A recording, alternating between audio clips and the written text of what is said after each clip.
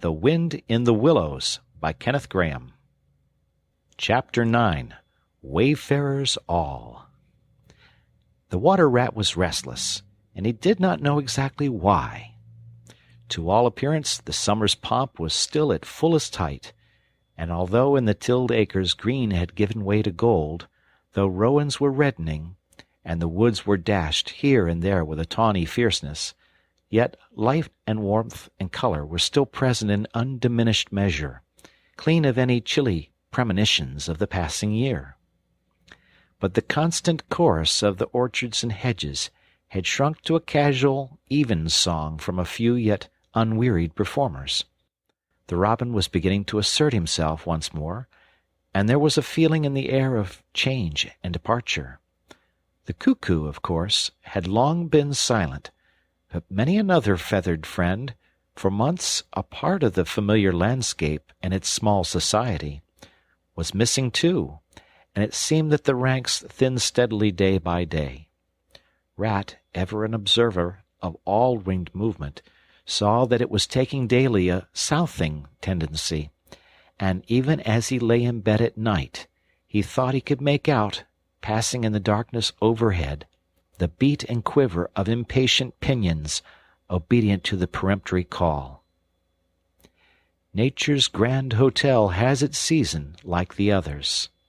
As the guests one by one pack, pay, and depart, and the seats at the table d'hôte shrink pitifully at each succeeding meal, as suites of rooms are closed, carpets taken up, and waiters sent away, those boarders who are staying on en pension until the next year's full reopening cannot help being somewhat affected by all those flittings and farewells, the eager discussion of plans, routes, and fresh quarters, this daily shrinkage in the stream of comradeship. One gets unsettled, depressed, and inclined to be querulous. Why this craving for change? Why not stay on quietly here, like us, and be jolly? You don't know this hotel out of season, and what fun we have ourselves, we fellows who remain and see the whole interesting year out. All very true, no doubt the others always reply. We quite envy you, and some other year, perhaps, but just now we have engagements, and there's the bus at the door. Our time is up. So they depart, with a smile and a nod, and we miss them, and feel resentful. The rat was a self-sufficing sort of animal, rooted to the land, and whoever went, he stayed. Still, he could not help noticing what was in the air, and feeling some of its influence in his bones. It was difficult to settle down to anything seriously with all this flitting going on. Leaving the waterside, where rushes stood thick and tall in a stream that was becoming sluggish and low, he wandered countrywards, crossed a field or two of pasturage already looking dusty and parched, and thrust into the great sea of wheat, yellow, wavy, and murmurous, full of quiet motion and small whisperings. Here he loved often to wander, through the forest of stiff, strong stalks that carried their own golden sky away over his head, a sky that was always dancing, shimmering, softly talking, or swaying strongly to the passing wind, and recovering itself with a toss and a merry laugh. Here, too, he had many small friends, a society complete in itself, leading full and busy lives, but always with a spare moment to gossip and exchange news with a visitor. Today, however, though they were civil enough, the field mice and harvest mice seemed preoccupied. Many were digging and tunneling busily. Others, gathered together in small groups, examined plans and drawings of small flats, stated to be desirable and compact, and situated conveniently near the stores. Some were hauling out dusty trunks and dress baskets. Others were already elbow-deep packing their belongings, while everywhere piles and bundles of wheat, oats, barley, beech-mast, and nuts lay about ready for transport. "Here's old Ratty," they cried as soon as they saw him. "Come and bear a hand, Rat. and don't stand about idle." "What sort of games are you up to?" said the water rat severely. "You know it isn't time to be thinking of winter quarters yet, by a long way." "Oh, yes, we know that," explained a field mouse rather shamefacedly. "But it's always as well to be in good time, isn't it? We really must get all the furniture and baggage and stores moved out of this before those horrid machines begin clicking around the fields. And then, you know, the best flats get picked up so quickly nowadays, and if you're late, you have to put up with anything. And they want such a lot of doing up, too, before they're fit to move into. Of course, we're early, we know that, but we're only just making a start." "Oh, bother starts," said the rat. "It's a splendid day. Come for a row, or stroll along the hedges, or a picnic in the woods, or something." "Well, I think not to-day, thank you," replied the field mouse hurriedly. "Perhaps some other day, when we've more time." The rat, with a snort of contempt, swung round to go, tripped over a hat-box, and fell with undignified remarks. "If people would be more careful," said a field mouse rather stiffly, "and look where they're going, people wouldn't hurt themselves and forget themselves. Mind that hold-all, rat. You'd better sit down somewhere. In an hour or two we may be more free to attend to you." "You won't be free, as you call it, much this side of Christmas, I can see that," retorted the rat grumpily as he picked his way out of the field. He returned somewhat despondently to his river again, his faithful, steady-going old river, which never packed up, flitted, or went into winter quarters. In the osiers which fringed the bank, he spied a swallow sitting. Presently it was joined by another, and then by a third, and the birds, fidgeting restlessly on their bough, talked together earnestly and low. "What, already?" said the rat, strolling up to them. "What's the hurry? I call it simply ridiculous." "Oh, we're not off yet, if that's what you mean," replied the first swallow. "We're only making plans and arranging things. Talking it over, you know, what route we're taking this year, and where we'll stop, and so on. That's half the fun." "Fun," said the rat. "Now that's just what I don't understand. If you've got to leave this pleasant place, and your friends who will miss you, and your snug homes that you've just settled into, why, when the hour strikes, I've no doubt you'll go bravely and face all the trouble and discomfort and change and newness, and make believe that you're not very unhappy. But to want to talk about it, or even think about it till you really need to—" "No, you don't understand, naturally," said the second swallow. "First, we feel it stirring within us, a sweet unrest. Then back come the recollections, one by one, like homing pigeons.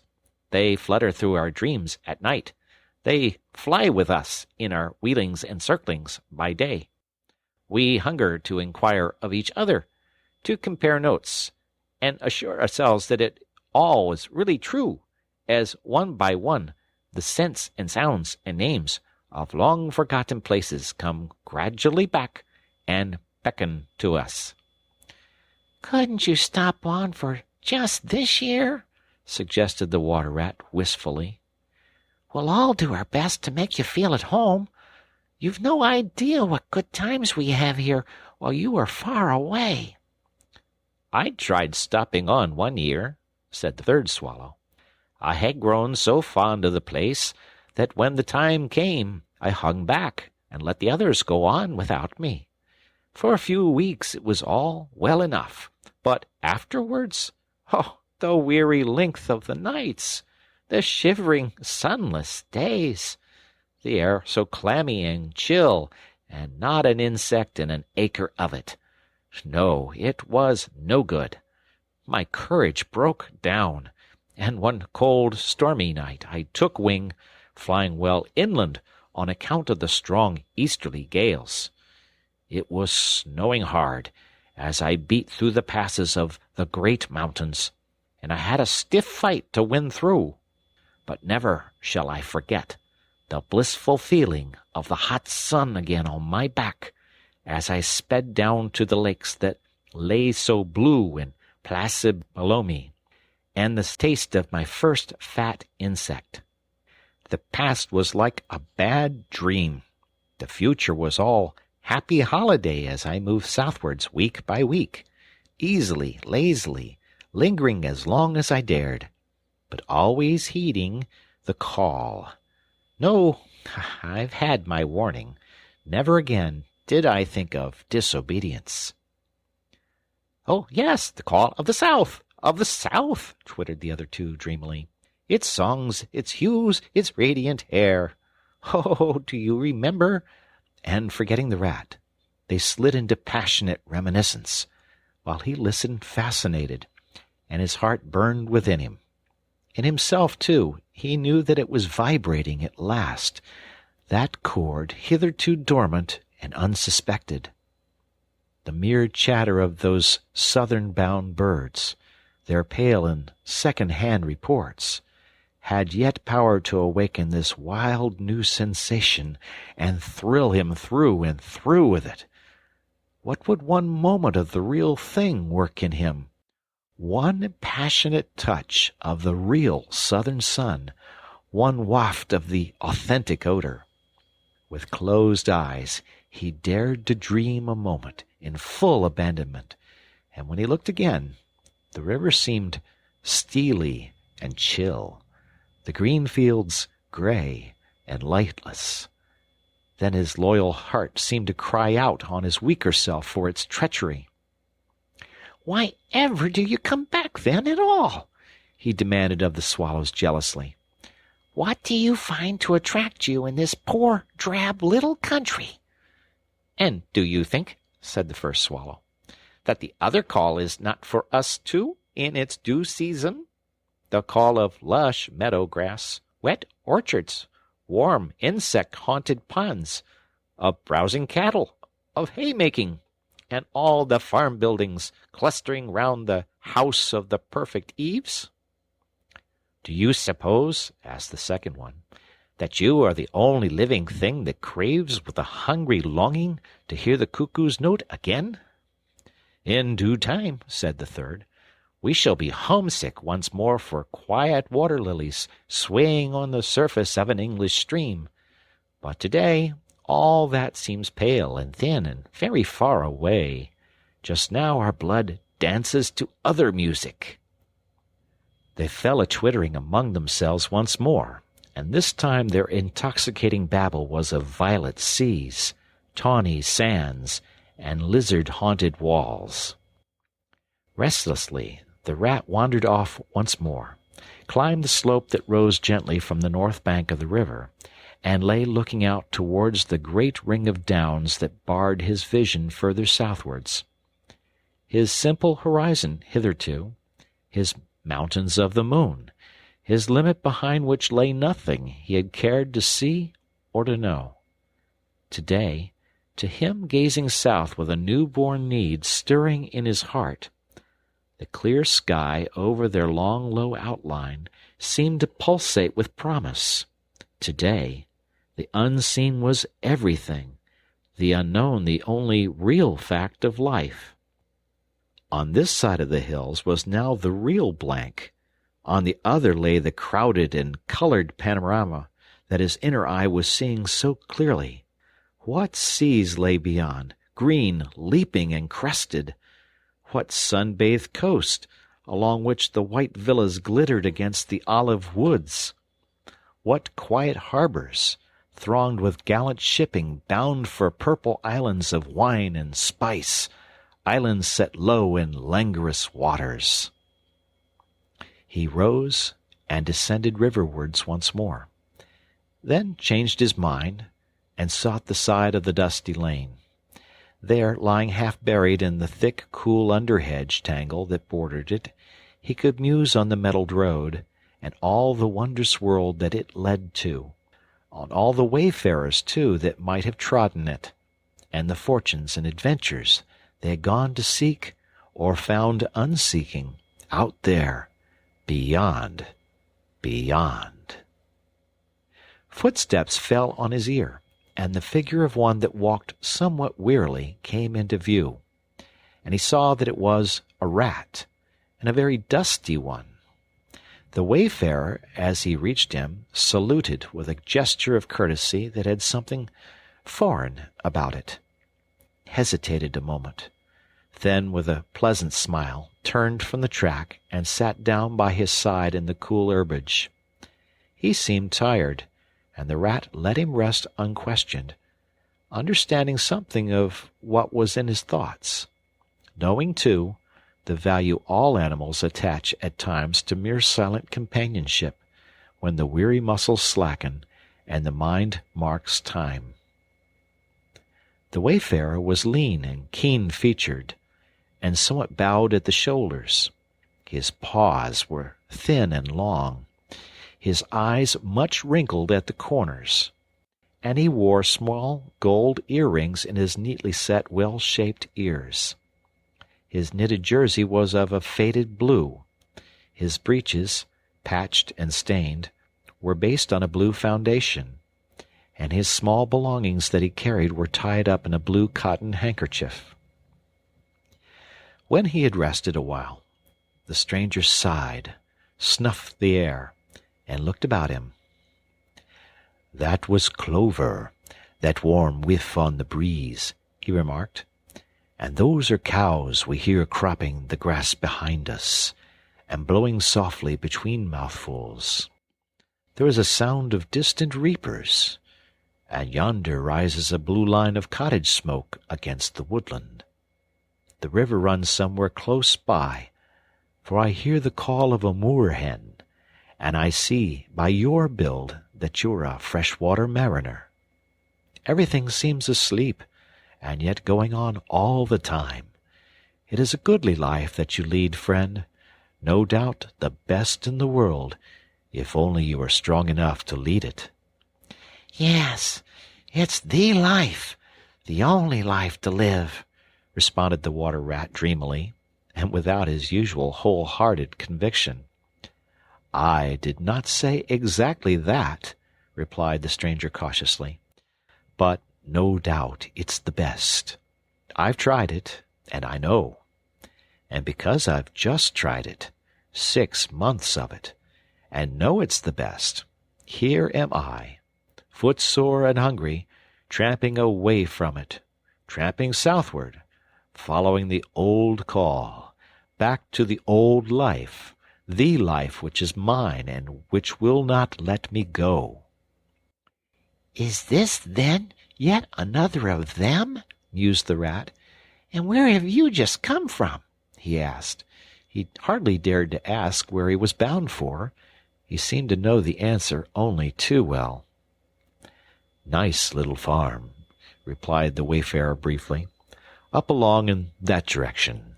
He nodded northwards. "Never mind about it. I had everything I could want, everything I had any right to expect of life, and more, and here I am. Glad to be here all the same, though, glad to be here. So many miles further on the road, so many hours nearer to my heart's desire." His shining eyes held fast to the horizon, and he seemed to be listening for some sound that was wanting from that inland acreage, vocal as it was, with the cheerful music of pasturage and farmland. "You are not one of us," said the water-rat, "nor yet a farmer, nor even, I should judge, of this country." "Right," replied the stranger. "I'm a seafaring rat, I am, and the port I originally hail from is Constantinople, though I'm a sort of a foreigner there, too, in a manner of speaking. You will have heard of Constantinople, friend, a fair city, and an ancient and glorious one. And you may have heard, too, of Sigurd, king of Norway, and how he sailed thither with 60 ships, and how he and his men rode up through streets all canopied in their honor with purple and gold. and how the emperor and empress came down and banqueted with him on board his ship. When Sigurd returned home, many of his Northmen remained behind and entered the emperor's bodyguard. And my ancestor, a Norwegian-born, stayed behind too, with the ship that Sigurd gave the emperor. Seafarers we have ever been, and no wonder. As for me, the city of my birth is no more my home than any pleasant port between there and the London River. I know them all, and they know me. Set me down on any of their quays or foreshores, and I am home again."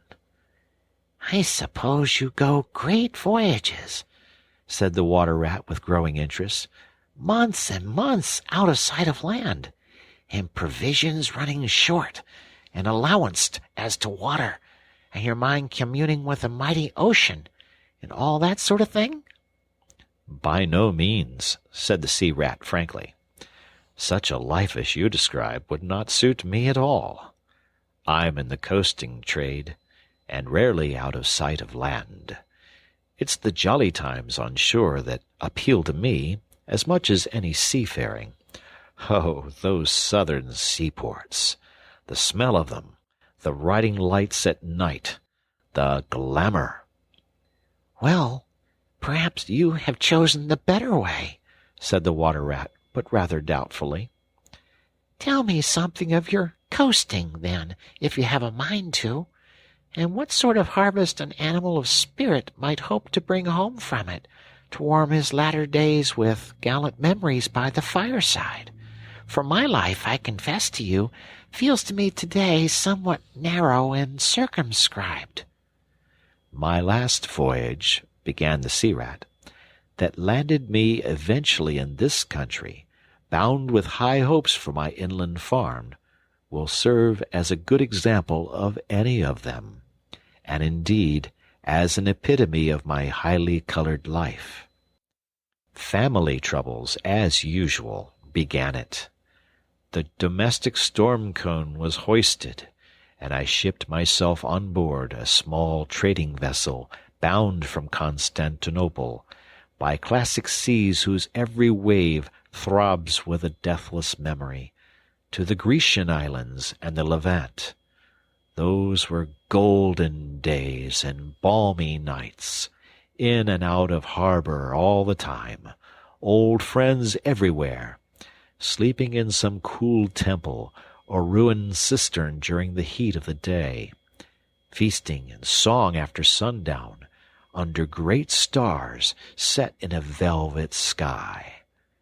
Thence we turned and coasted up the Adriatic, its shores swimming in an atmosphere of amber, rose, and aquamarine. We lay in wide landlocked harbors. We roamed through ancient and noble cities, until at last one morning, as the sun rose royally behind us, we rode into Venice down a path of gold.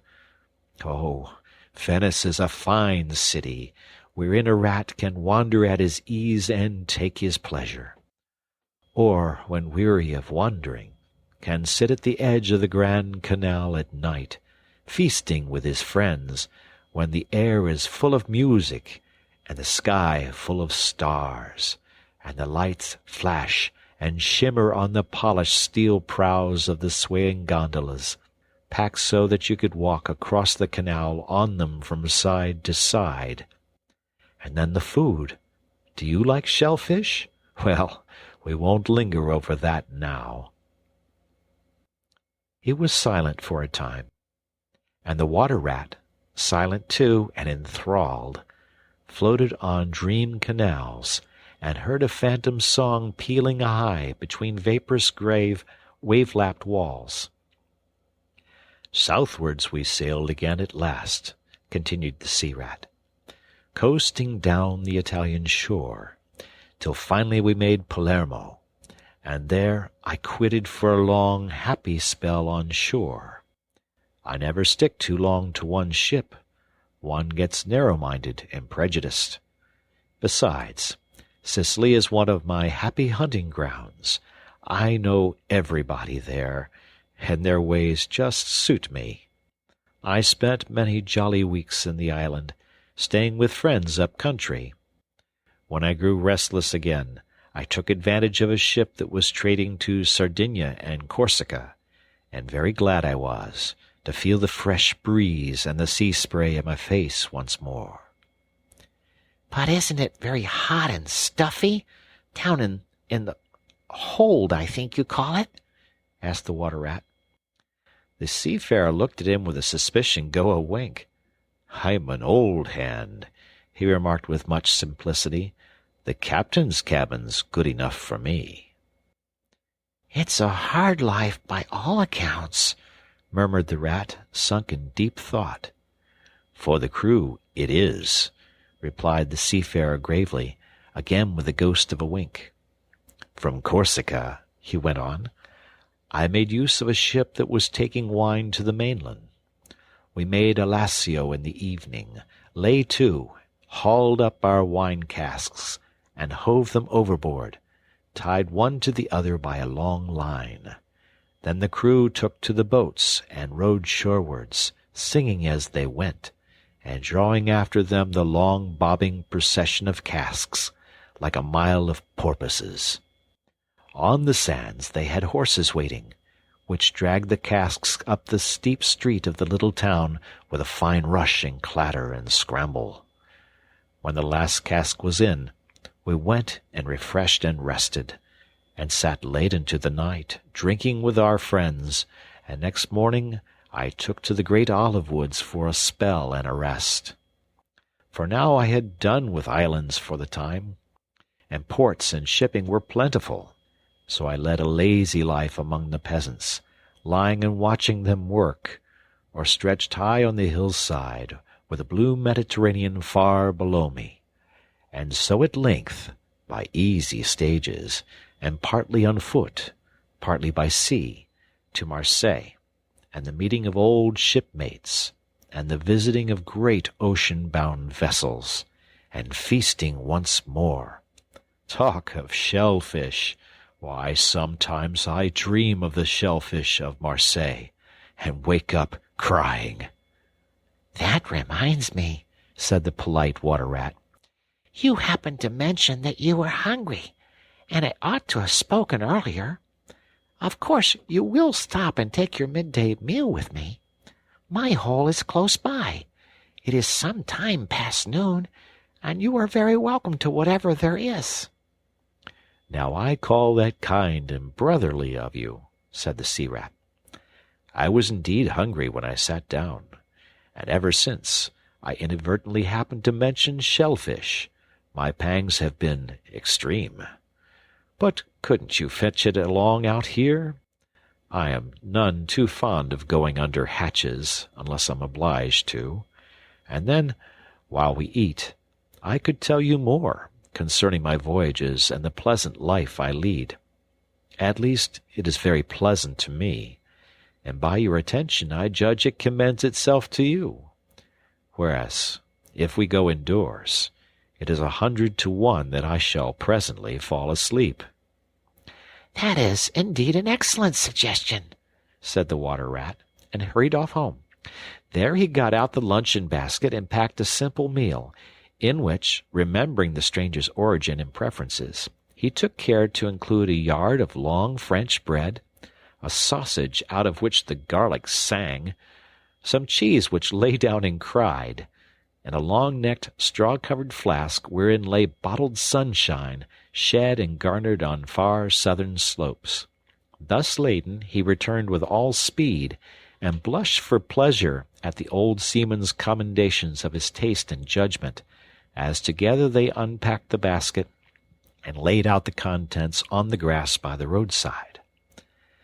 The sea-rat, as soon as his hunger was somewhat assuaged, continued the history of his latest voyage, conducting his simple hearer from port to port of Spain, landing him at Lisbon, Oporto, and Bordeaux, introducing him to the pleasant harbors of Cornwall and Devon, and so up the channel to that final quayside, where, landing after winds long contrary, Storm-driven and weather-beaten, he had caught the first magical hints and heraldings of another spring, and, fired by these, had sped on a long tramp inland, hungry for the experiment of life on some quiet farmstead, very far from the weary beating of any sea. Spellbound and quivering with excitement, the water-rat followed the adventurer league by league, over stormy bays, through crowded roadsteads, across harbor bars on a racing tide, up winding rivers that hid their busy little towns round a sudden turn, and left him with a regretful sigh, planted at his dull inland farm, about which he desired to hear nothing. By this time their meal was over, and the seafarer, refreshed and strengthened, his voice more vibrant, his eye lit with a brightness that seemed caught from some far-away sea-beacon, filled his glass with the red and glowing vintage of the south, and, leaning towards the water-rat, compelled his gaze and held him body and soul while he talked. Those eyes were of the changing foam-streaked grey-green of leaping northern seas. In the glass shone a hot ruby that seemed the very heart of the south, beating for him who had courage to respond to its pulsation. The twin lights, the shifting grey and the steadfast red, mastered the water-rat and held him bound, fascinated, powerless. The quiet world outside their rays receded far away and ceased to be, and the talk, the wonderful talk, flowed on. Or was it speech entirely? Or did it pass at times into song? Chanty of the sailors weighing the dripping anchor, sonorous hum of the shrouds in a tearing northeaster, ballad of the fisherman hauling his nets at sundown against an apricot sky, chords of guitar and mandolin from gondola or caique. Did it change into the cry of the wind, plaintive at first, angrily shrill as it freshened, rising to a tearing whistle, sinking to a musical trickle of air from the leach of the bellying sail? All these sounds the spellbound listener seemed to hear, and with them the hungry complaint of the gulls and the sea-mews, the soft thunder of the breaking wave, the cry of the protesting shingle. Back into speech again it passed, and with beating heart he was following the adventures of a dozen seaports, the fights, the escapes, the rallies, the comradeships, the gallant undertakings. Or he searched islands for treasure, fished in still lagoons, and dozed day long on warm white sand. Of deep-sea fishings he heard tell, and mighty silver gatherings of the mile-long net, of sudden perils, noise of breakers on a moonless night, or the tall bows of the great liner taking shape overhead through the fog, of the merry homecoming, the headland rounded, the harbor lights opened out, the groups seen dimly on the quay, the cheery hail, the splash of the hawser, the trudge up the steep little street towards the comforting glow of red-curtained windows. Lastly, in his waking dream, it seemed to him that the adventurer had risen to his feet, but was still speaking, still holding him fast with his sea-grey eyes.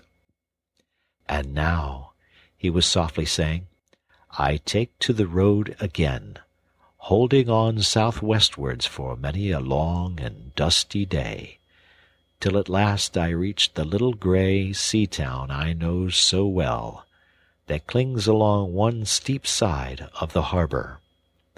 There through dark doorways you look down flights of stone steps, overhung by great pink tufts of valerian and ending in a patch of sparkling blue water. The old boats that lie tethered to the rings and stanchions of the old sea-wall are gaily painted as those I clambered in and out of in my own childhood. The salmon leap on the flood tide, schools of mackerel flash and play past quaysides and foreshores, and by the windows the great vessels glide, night and day, up to the moorings or forth to the open sea. There, sooner or later, the ships of all seafaring nations arrive, and there, at its destined hour, the ship of my choice will let go its anchor. I shall take my time, I shall tarry and bide, till at last the right one lies waiting for me, warped out into mid-stream, loaded low, her bowsprit pointing down harbor. I shall slip on board by boat or long hawser, and when one morning I shall wake to the song and tramp of the sailors, the clink of the capstan, and the rattle of the anchor chain coming merrily in, we shall break out the jib and the foresail. The white houses on the harbor side will glide slowly past us as she gathers steering way, and the voyage will have begun. As she forges towards the headland, she will clothe herself with canvas, and then, once outside, the sounding slap of great green seas as she heels to the wind pointing south. And you will come too, young brother, for the days pass and never return, and the south still waits for you. Take the adventure, heed the call, now, ere the irrevocable moment passes. 'Tis but a banging of the door behind you, a blithesome step forward, and you are out of the old life and into the new. Then some day long hence, jog home here if you will, when the cup has been drained and the play has been played, and sit down by your quiet river with a store of goodly memories for company. You can easily overtake me on the road, for you are young, and I am aging, and go softly. I will linger and look back, and at last I will surely see you coming, eager and light-hearted, with all the South in your face."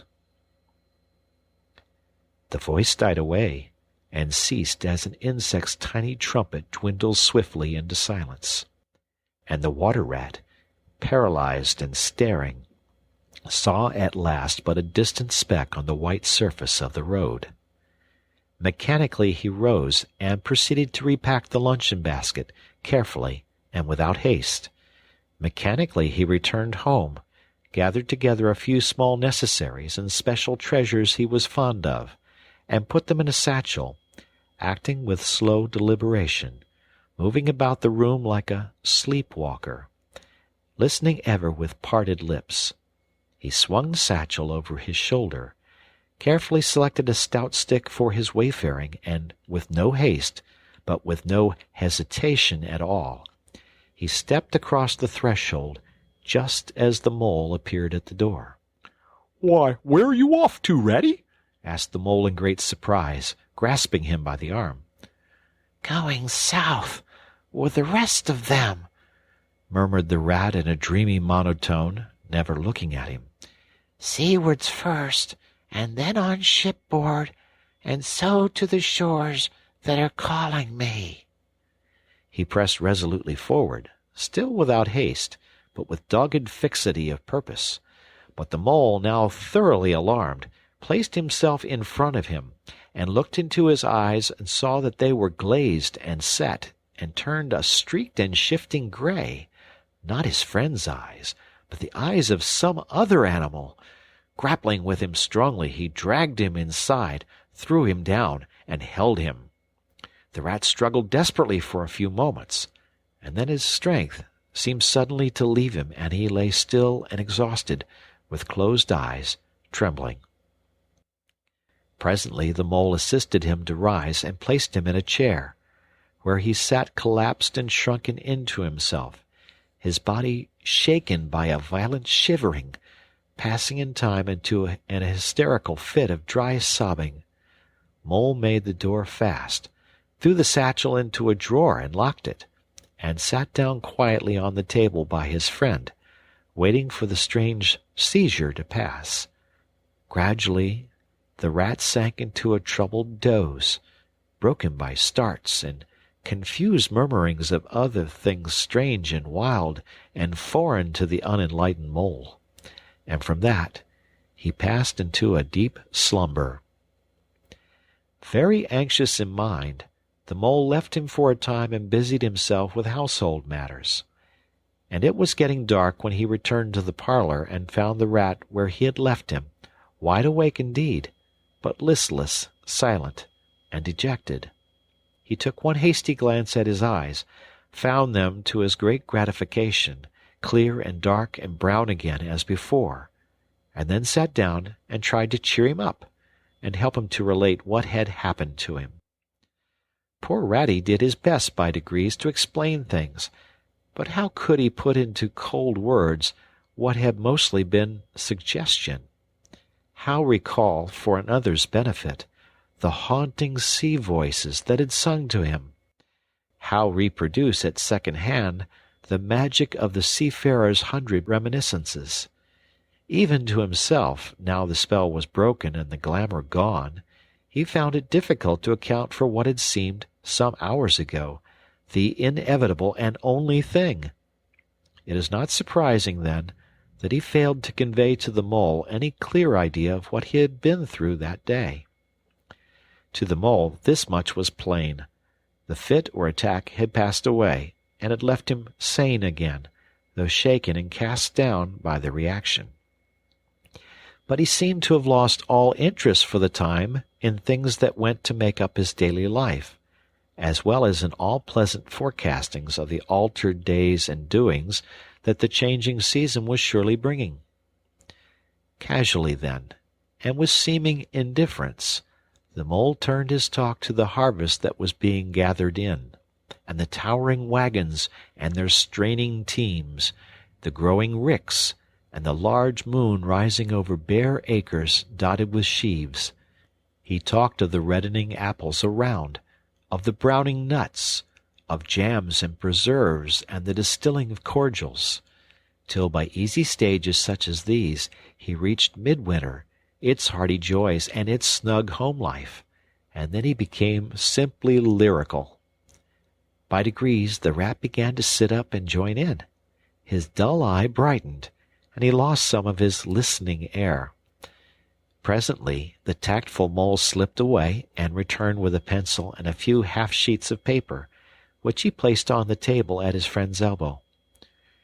"It's quite a long time since you did any poetry," he remarked. "You might have a try at it this evening, instead of, brooding over things so much. I've an idea that you'll feel a lot better when you've got something jotted down, if it's only just the rhymes."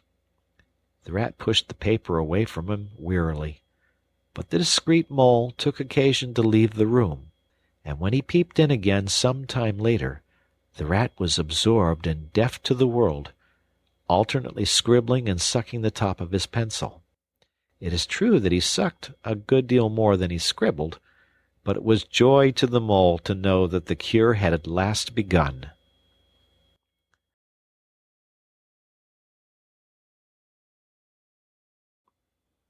Chapter 10. The Further Adventures of Toad. The front door of the hollow tree faced eastwards, so Toad was called at an early hour, partly by the bright sunlight streaming in on him, partly by the exceeding coldness of his toes, which made him dream that he was home in bed at his own handsome room with the Tudor window, on a cold winter's night, and his bedclothes had got up, grumbling and protesting that they couldn't stand the cold any longer, and had run downstairs to the kitchen fire to warm themselves, and he had followed on bare feet along miles and miles of icy stone-paved passages, arguing and beseeching them to be reasonable, who would probably have been aroused much earlier had he not slept for some weeks on straw over stone flags, and almost forgotten the friendly feeling of thick blankets pulled well up round the chin. Sitting up, he rubbed his eyes first and his complaining toes next, wondered for a moment where he was, looked round for familiar stone wall and little barred window, then, with a leap of the heart, remembered everything, his escape, his flight, his pursuit, remembered first and best thing of all that he was free. Free! The word and the thought alone were worth 50 blankets. He was warm from end to end as he thought of the jolly world outside, eagerly waiting for him to make his triumphal entrance, ready to serve him and play up to him, anxious to help him and to keep him company, as it always had been in days of old before misfortune fell upon him. He shook himself and combed the dry leaves out of his hair with his fingers, and his toilette complete, marched forth into the comfortable morning sun, cold but confident, hungry but hopeful, all nervous terrors of yesterday dispelled by rest and sleep and frank and heartening sunshine. He had the world all to himself that early summer morning. The dewy woodland, as he threaded it, was solitary and still. The green fields that succeeded the trees were his own to do with as he liked. The road itself, when he reached it, in that loneliness that was everywhere, seemed, like a stray dog, to be looking anxiously for company. Toad, however, was looking for something that could talk, and tell him clearly which way he ought to go. It is all very well when you have a light heart and a clear conscience and money in your pocket, and nobody scouring the country for you to drag you off to prison again, to follow where the road beckons and points, not caring whither. The practical Toad cared very much indeed, and he could have kicked the road for its helpless silence when every minute was of importance to him. The reserved rustic road was presently joined by a shy little brother in the shape of a canal, which took its hand and ambled along by its side in perfect confidence, but with the same tongue-tied, uncommunicative attitude towards strangers. "Bother them," said Toad to himself. "But anyhow, one thing's clear. They must both be coming from somewhere, and going to somewhere. You can't get over that, Toad, my boy." So he marched on patiently by the water's edge. Round a bend in the canal came plodding a solitary horse, stooping forward as if in anxious thought. From rope traces attached to his collar stretched a long line, taut, but dipping with his stride, and the further part of it dripping pearly drops. Toad let the horse pass, and stood waiting for what the fates were sending him. With a pleasant swirl of quiet water at its blunt bow, the barge slid up alongside of him, its gaily painted gunwales level with the towing path, its sole occupant a big, stout woman wearing a linen sunbonnet, one brawny arm laid along the tiller. "A nice morning, ma'am," she remarked to Toad as she drew up level with him. "I dare say it is, ma'am," responded Toad politely as he walked along the tow-path abreast of her. "I dare it is a nice morning to them that's not in sore trouble, like what I am. Here's my married daughter. She sends off to me post-haste to come to her at once. So off I comes, not knowing what may be happening or going to happen, but fearing the worst, as you will understand, ma'am, if you're a mother too. And I've left my business to look after itself. I'm in the washing and laundering line, you must know, ma'am. And I've left my young children to look after themselves, and a more mischievous and troublesome set of young imps doesn't exist, ma'am. And I've lost all my money, and lost my way, and as for what may be happening to my married daughter, why, I don't like to think of it, ma'am." "Where might your married daughter be living, ma'am?" asked the barge woman. "She lives near to the river, ma'am," replied Toad, "close to a fine house called Toad Hall that's somewheres hereabouts in these parts. Perhaps you may have heard of it?" "Toad Hall? Why, I'm going that way myself," replied the barge woman. "This canal joins the river some miles further on, a little above Toad Hall, and then it's an easy walk.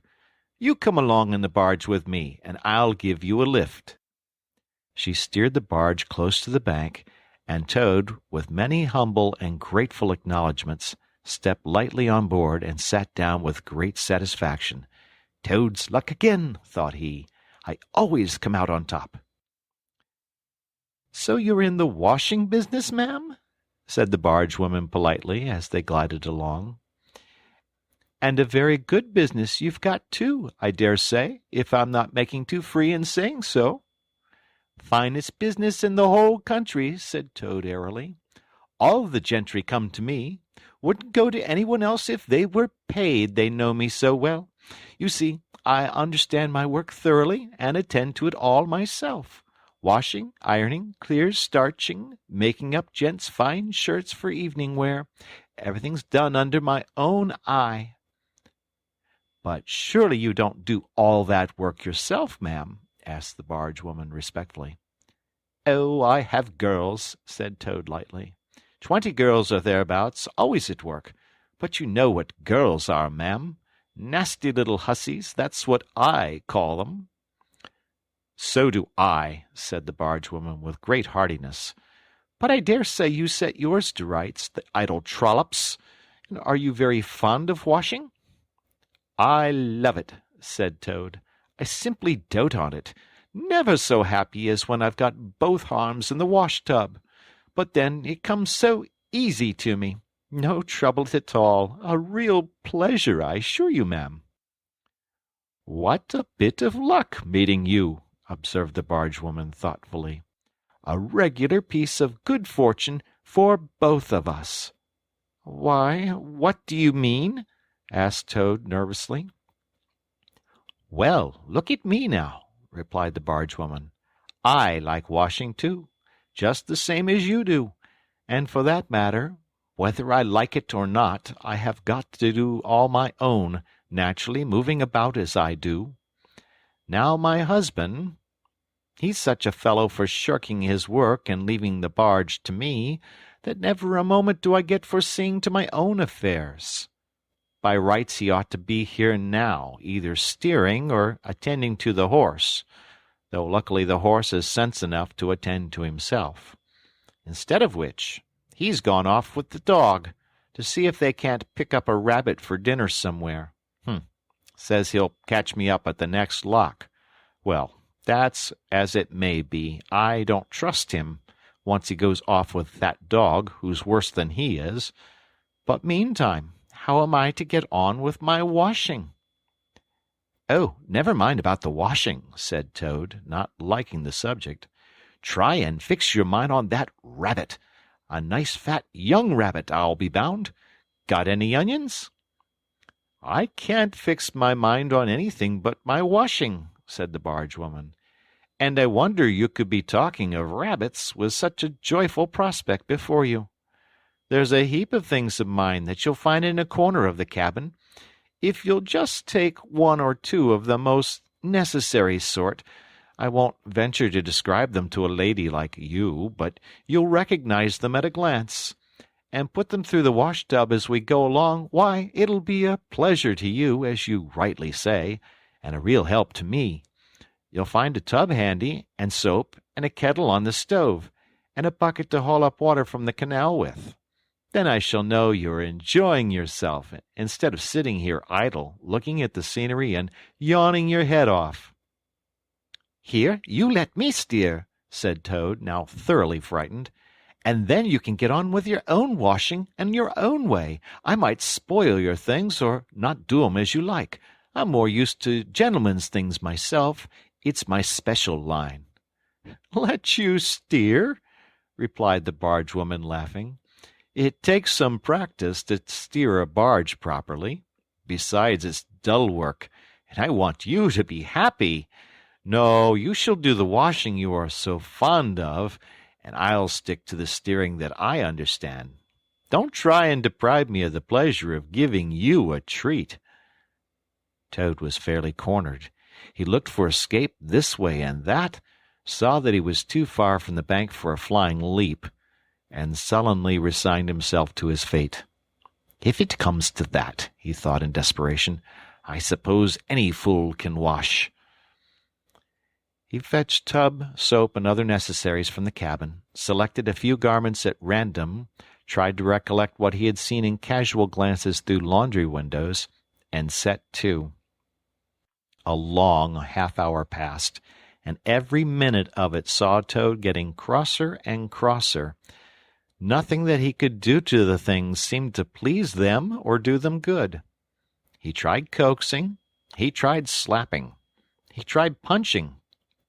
They smiled back at him out of the tub unconverted, happy in their original sin. Once or twice he looked nervously over his shoulder at the barge woman, but she appeared to be gazing out in front of her, absorbed in her steering. His back ached badly, and he noticed with dismay that his paws were beginning to get all crinkly. Now Toad was very proud of his paws. He muttered under his breath words that should never pass the lips of either washerwoman or Toads, and lost the soap for the 50th time. A burst of laughter made him straighten himself and look round. The bargewoman was leaning back and laughing unrestrainedly, till the tears ran down her cheeks.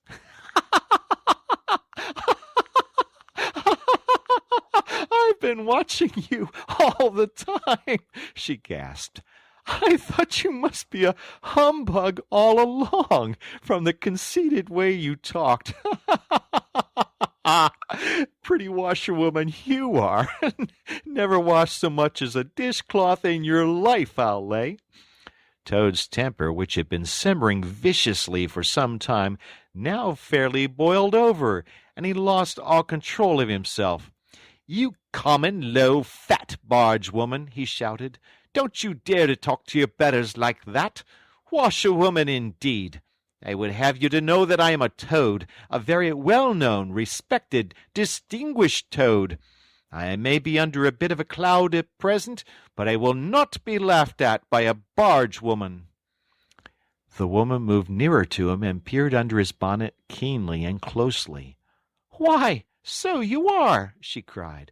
"Well, I never! A horrid, nasty, crawly Toad! And in my nice, clean barge, too! Now that is a thing I will not have." She relinquished the tiller for a moment. One big mottled arm shot out and caught Toad by a foreleg, while the other gripped him fast by a hind leg. Then the world turned suddenly upside down. The barge seemed to flit lightly across the sky, the wind whistled in his ears, and Toad found himself flying through the air, revolving rapidly as he went. The water, when he eventually reached it with a loud splash, proved quite cold enough for his taste, though its chill was not sufficient to quell his proud spirit, or slake the heat of his furious temper. He rose to the surface spluttering, and when he had wiped the duckweed out of his eyes, the first thing he saw was the fat bargewoman looking back at him over the stern of the retreating barge and laughing. And he vowed, as he coughed and choked, to be even with her. He struck out for the shore, but the cotton gown greatly impeded his efforts, and when at length he touched land, he found it hard to climb up the steep bank unassisted. He had to take a minute or two's rest to recover his breath. Then, gathering his wet skirts well over his arms, he started to run after the barge as fast as his legs would carry him, wild with indignation, thirsting for revenge. The bargewoman was still laughing when he drew up level with her. "Put yourself through your mangle, washerwoman," she called out, "and iron your face and crimp it, and you'll pass for quite a decent-looking Toad." Toad never paused to reply. Solid revenge was what he wanted, not cheap, windy, verbal triumphs, though he had a thing or two in his mind that he would have liked to say. He saw what he wanted ahead of him. Running swiftly on, he overtook the horse, unfastened the tow rope, and cast off, jumped lightly on the horse's back, and urged it to a gallop by kicking it vigorously in the sides. He steered for the open country, abandoning the tow-path, and swinging his steed down a rutty lane. Once he looked back, and saw that the barge had run aground on the other side of the canal, and the bargewoman was gesticulating wildly and shouting, "Stop! Stop! Stop!" "I've heard that sung before," said Toad, laughing, as he continued to spur his steed onward in its wild career. The barge horse was not capable of any very sustained effort, and its gallop soon subsided into a trot. and its trot into an easy walk. But Toad was quite contented with this, knowing that he at any rate was moving, and the barge was not. He had quite recovered his temper, now that he had done something he thought really clever, and he was satisfied to jog along quietly in the sun, steering his horse along byways and bridle paths, and trying to forget how very long it was since he had had a square meal, till the canal had been left very far behind him. He had travelled some miles, his horse and he was feeling drowsy in the hot sunshine, when the horse stopped, lowered his head, and began to nibble the grass. And Toad, waking up, just saved himself from falling off by an effort. He looked about him, and found he was on a wide common, dotted with patches of gorse and bramble as far as he could see. Near him stood a dingy gypsy caravan, and beside it a man was sitting on a bucket turned upside down, very busy smoking and staring into the wide world. A fire of sticks was burning near by, and over the fire hung an iron pot, and out of that pot came forth bubblings and gurglings, and a vague suggested steaminess. Also smells, warm, rich, and varied smells, that twined and twisted and wreathed themselves at last into one complete, voluptuous, perfect smell that seemed like the very soul of nature taking form and appearing to her children a true goddess, a mother of solace and comfort. Toad now knew well that he had not really been hungry before. What he had felt earlier in the day had been a mere trifling qualm. This was the real thing at last, and no mistake, and it would have to be dealt with speedily, too, or there will be trouble for somebody or something. He looked the gypsy over carefully, wondering vaguely whether it would be easier to fight him or to cajole him. So there he sat, and sniffed, and looked at the gypsy, and the gypsy sat and smoked, and looked at him. Presently the gypsy took his pipe out of his mouth, and remarked in a careless way, "Want to sell that there horse of yours?" Toad was taken completely aback. He did not know that gypsies were very fond of horse-dealing, and never missed an opportunity, and he had not reflected that caravans were always on the move and took a deal of drawing. It had not occurred to him to turn the horse into cash, but the gypsy's suggestion seemed to smooth the way towards the two things he wanted so badly, ready money and a solid breakfast. "What?" he said. "Me sell this beautiful young horse of mine? Oh, no, it's out of the question.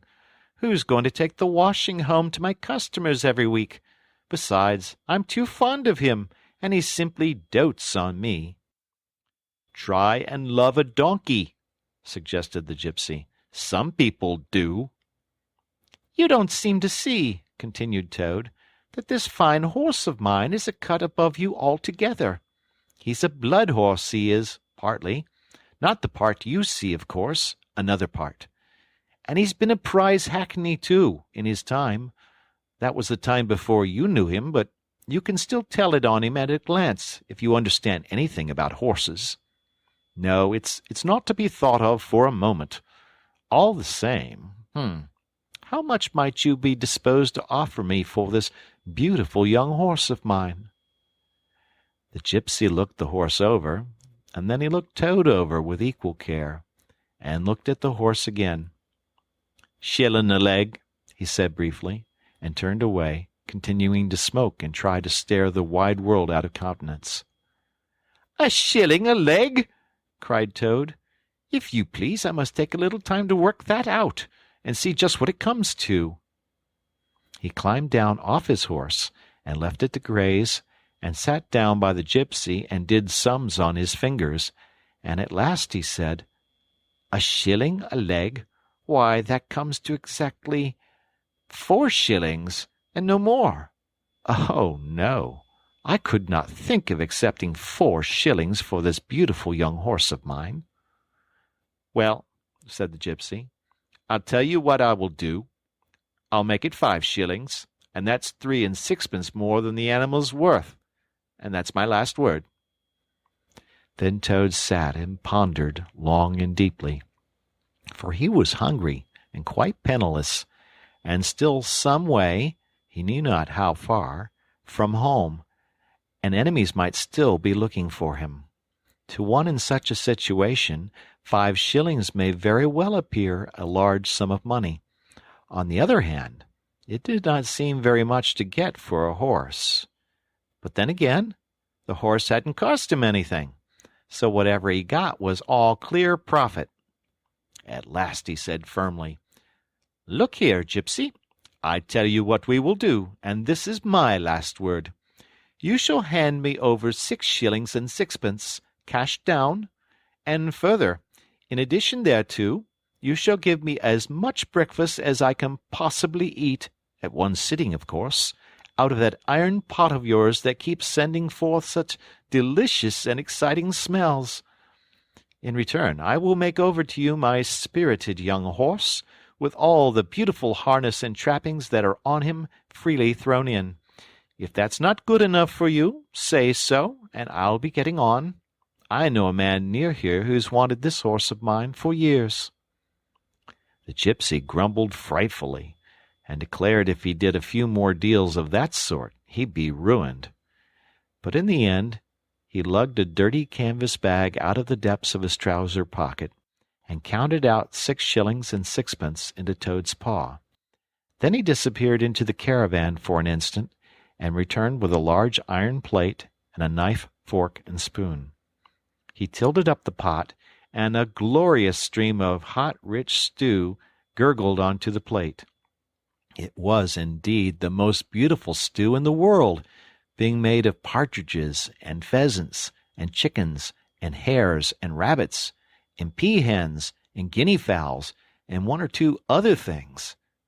Toad took the plate on his lap, almost crying, and stuffed and stuffed and stuffed, and kept asking for more, and the gypsy never grudged it him. He thought that he had never eaten so good a breakfast in all his life. When Toad had taken as much stew on board as he thought he could possibly hold, he got up and said good-bye to the gypsy, and took an affectionate farewell of the horse. And the gypsy, who knew the riverside well, gave him directions which way to go, and he set forth on his travels again in the best possible spirits. He was indeed a very different Toad from the animal of an hour ago. The sun was shining brightly, his wet clothes were quite dry again, he had money in his pocket once more, he was nearing home and friends and safety, and most and best of all, he had had a substantial meal, hot and nourishing, and felt big and strong and careless and self-confident. As he tramped along gaily, he thought of his adventures and escapes, and how when things seemed at their worst, he'd always managed to find a way out, and his pride and conceit began to swell within him. "Ho, ho!" he said to himself, as he marched along with his chin in the air. "What a clever Toad I am! There is surely no animal equal to me for cleverness in the whole world. My enemies shut me up in prison, encircled by sentries, watched night and day by warders. I walk out through them all, by sheer ability coupled with courage. They pursue me with engines and policemen and revolvers. I snap my fingers at them, and vanish laughing into space. I am, unfortunately, thrown into a canal by a woman fat of body and very evil-minded. What of it? I swim ashore, I seize her horse, I ride off in triumph, and I sell the horse for a whole pocketful of money and an excellent breakfast. Ho, ho! I am the Toad, the handsome, the popular, the successful Toad."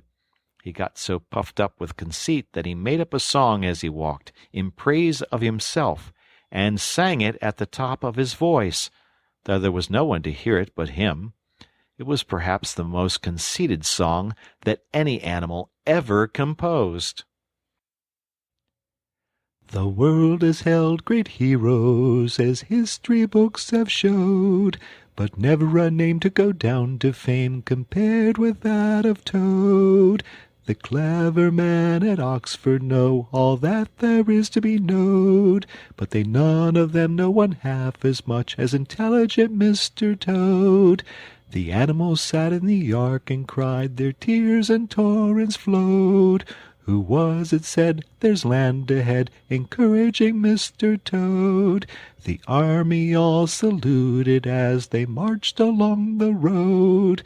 Was it the King or Kitchener? No, it was Mr. Toad. The Queen and her ladies in waiting sat at the window and sewed. She cried, "Look who's that handsome man?" They answered, Mr. Toad. There was a great deal more of the same sort, but too dreadfully conceited to be written down. These are some of the milder verses. He sang as he walked, and he walked as he sang, and got more inflated every minute. But his pride was shortly to have a severe fall. After some miles of country lanes he reached the high road, and as he turned into it and glanced along its white length, he saw approaching him a speck that turned into a dot, and then into a blob, and then into something very familiar. And a double note of warning, only too well known, fell on his delighted ear. "This is something like," said the excited Toad. "This is real life again. This is once more the great world from which I have been missed so long. I will hail them, my brothers of the wheel, and pitch them a yarn of the sort that has been so successful hitherto, and they will give me a lift, of course, and then I will talk to them some more, and perhaps, with luck, it may even end up in my driving up to Toad Hall in a motor car. That will be one in the eye for Badger." He stepped confidently out into the road to hail the motor car, which came along at an easy pace, slowing down as it neared the lane, when suddenly he became very pale. His heart turned to water. His knees shook and yielded under him, and he doubled up and collapsed with a sickening pain in his interior. And well he might, the unhappy animal, for the approaching car was the very one he had stolen out of the yard of the Red Lion Hotel on that fatal day when all his troubles began. And the people in it were the very same people he had sat and watched at luncheon in the coffee-room. He sank down in a shabby, miserable heap in the road, murmuring to himself in his despair, "It's all up! It's all over now! Chains and policemen again! Prison again! Dry bread and water again! Oh, what a fool I've been! What did I want to go strutting about the country for, singing conceited songs, and hailing people in broad day on the high road, instead of hiding till nightfall and slipping home quietly by back ways? Oh, hapless Toad! Oh, ill-fated animal!" The terrible motor car drew slowly nearer and nearer, till at last he heard it stop just short of him. Two gentlemen got out and walked round the trembling heap of crumpled misery lying in the road, and one of them said, "Oh dear, this is very sad. Here is a poor old thing, a washerwoman apparently, who has fainted in the road. Perhaps she is overcome by the heat, poor creature. Possibly she has not had any food today. Let us lift her into the car and take her to the nearest village, where doubtless she has friends." They tenderly lifted Toad into the motor car and propped him up with soft cushions and proceeded on their way. When Toad heard them talk in so kind and sympathetic a way, he knew that he was not recognized, and his courage began to revive, and he cautiously opened first one eye and then the other. "Look," said one of the gentlemen, "she's feeling better already. The fresh air is doing her good. How do you feel now, ma'am?" "Thank you kindly, sir," said Toad in a feeble voice. "I'm feeling a great deal better." "That's right," said the gentleman. "Now keep quite still, and above all, don't try to talk." "I won't," said Toad. "I was only thinking if I might sit on the front seat there, beside the driver, where I could get the fresh air full in my face, I should soon be all right again." "What a very sensible woman," said the gentleman. "Of course you shall." So they carefully helped Toad into the front seat beside the driver, and on they went again. Toad was almost beside himself by now. He sat up, looked about him, and tried to beat down the tremors, the yearnings, the old cravings that rose up and beset him and took possession of him entirely. "It is fate," he said to himself. "Why strive? Why struggle?" And he turned to the driver at his side. "Please, sir," he said, "I wish you would kindly let me try and drive the car for a little. I've been watching you carefully, and it looks so easy and so interesting, and I should like to be able to tell my friends that once I had driven a motor car." The driver laughed at the proposal so heartily that the gentleman inquired what the matter was. When he heard, he said, to Toad's delight, "Bravo, ma'am! I like your spirit. Let her have a try, and look after her. She won't do any harm."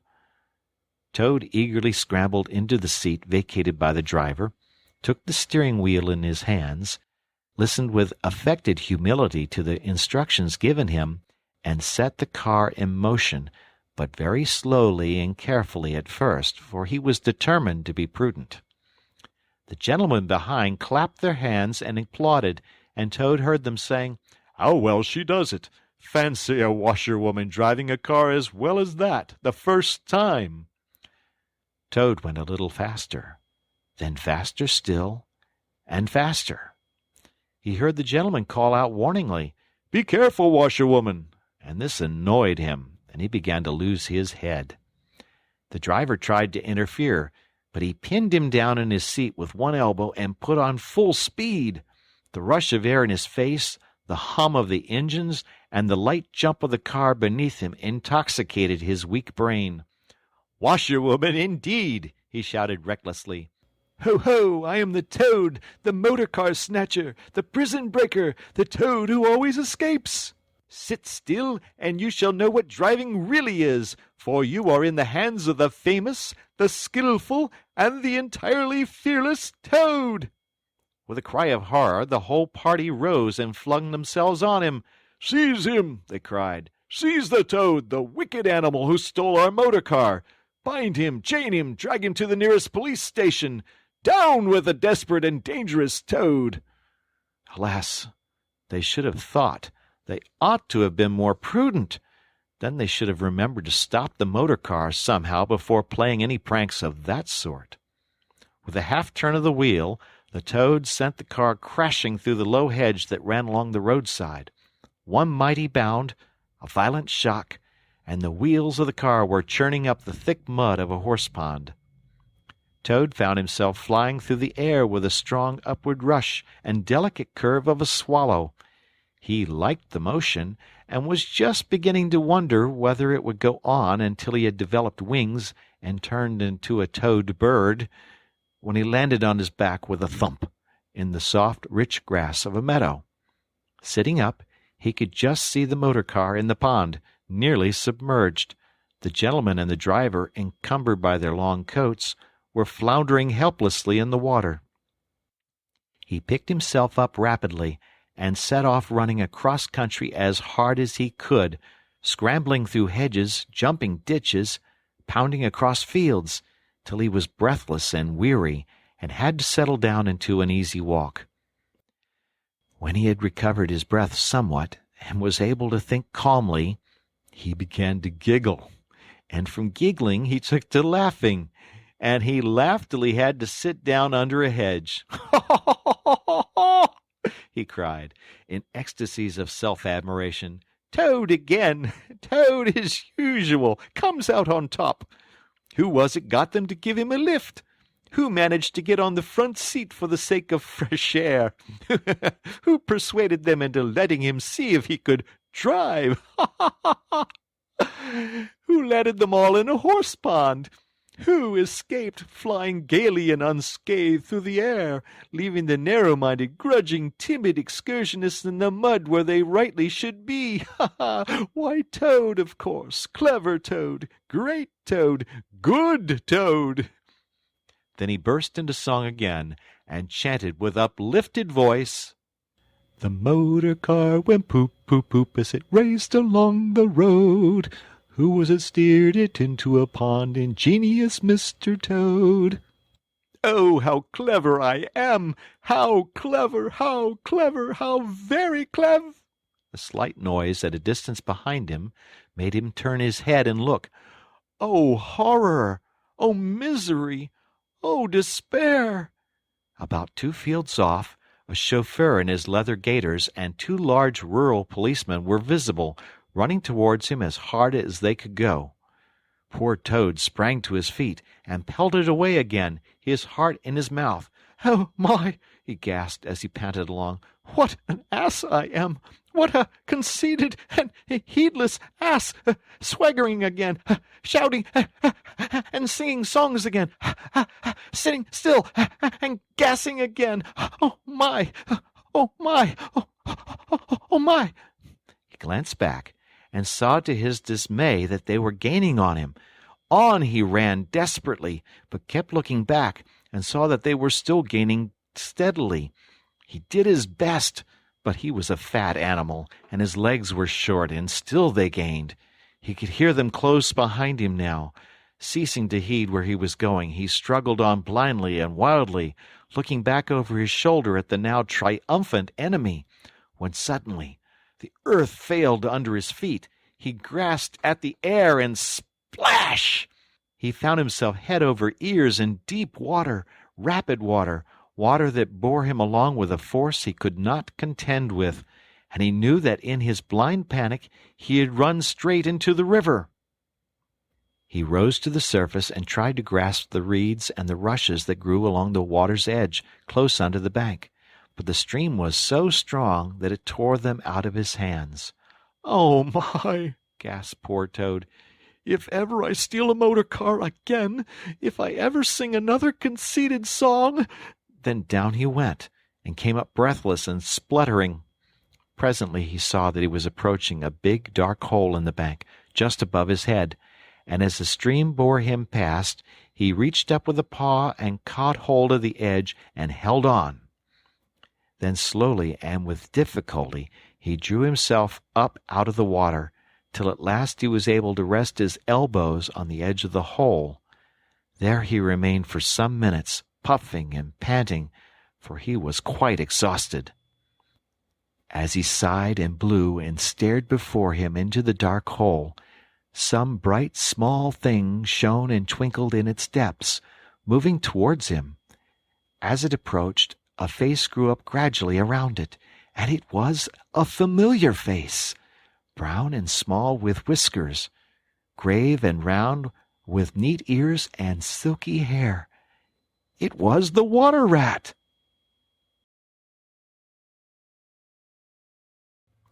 Chapter 11. Like summer tempests came his tears.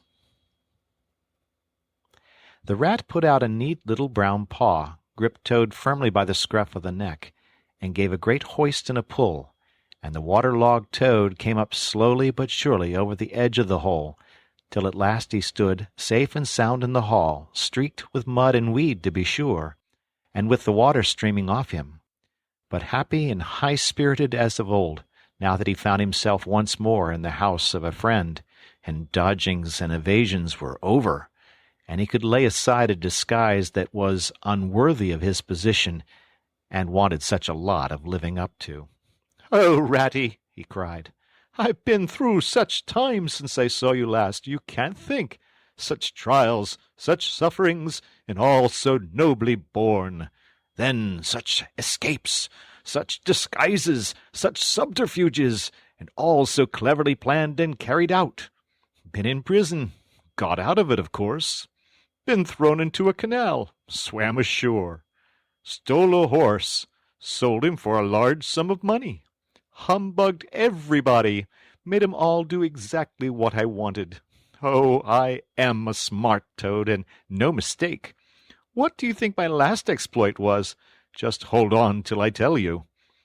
Toad, said the water rat, gravely and firmly, you go off upstairs at once, and take off that old cotton rag that looks as if it might formerly have belonged to some washerwoman, and clean yourself thoroughly, and put on some of my clothes, and try and come down looking like a gentleman if you can, for a more shabby, bedraggled, disreputable-looking object than you I never set my eyes on in my whole life. Now stop swaggering and arguing and be off. I'll have something to say to you later." Toad was at first inclined to stop and do some talking back at him. He had had enough of being ordered about when he was in prison, and here was the thing being begun all over again, apparently, and by a rat, too. However, he caught sight of himself in the looking-glass over the hat-stand, with the rusty black bonnet perched rakishly over one eye, and he changed his mind and went very quickly and humbly upstairs to the rat's dressing-room. There he had a thorough wash and brush-up, changed his clothes, and stood for a long time before the glass, contemplating himself with pride and pleasure, and thinking what utter idiots all the people must have been to have ever mistaken him for one moment for a washerwoman. By the time he came down again, luncheon was on the table, and very glad Toad was to see it, for he had been through some trying experiences, and he had taken much hard exercise since the excellent breakfast provided for him by the gypsy. While they ate, Toad told the rat all of his adventures, dwelling chiefly on his own cleverness, and presence of mind in emergencies, and cunning in tight places, and rather making out that he had been having a gay and highly colored experience. But the more he talked and boasted, the more grave and silent the rat became. When at last Toad had talked himself to a standstill, there was silence for a while, and then the rat said, "Now, Toady, I don't want to give you pain after all you've been through already, but seriously, don't you see what an awful ass you've been making of yourself? On your own admission, you've been handcuffed, imprisoned, starved, chased, terrified out of your life, insulted, jeered at, and ignominiously flung into the water, by a woman, too. Where's the amusement in that? Where does the fun come in? And all because you must needs go and steal a motor car. You know that you've never had anything but trouble from motor cars from the moment you first set eyes on one. But if you will be mixed up with them, as you generally are 5 minutes after you've started, why steal them? Be a cripple if you think it's exciting.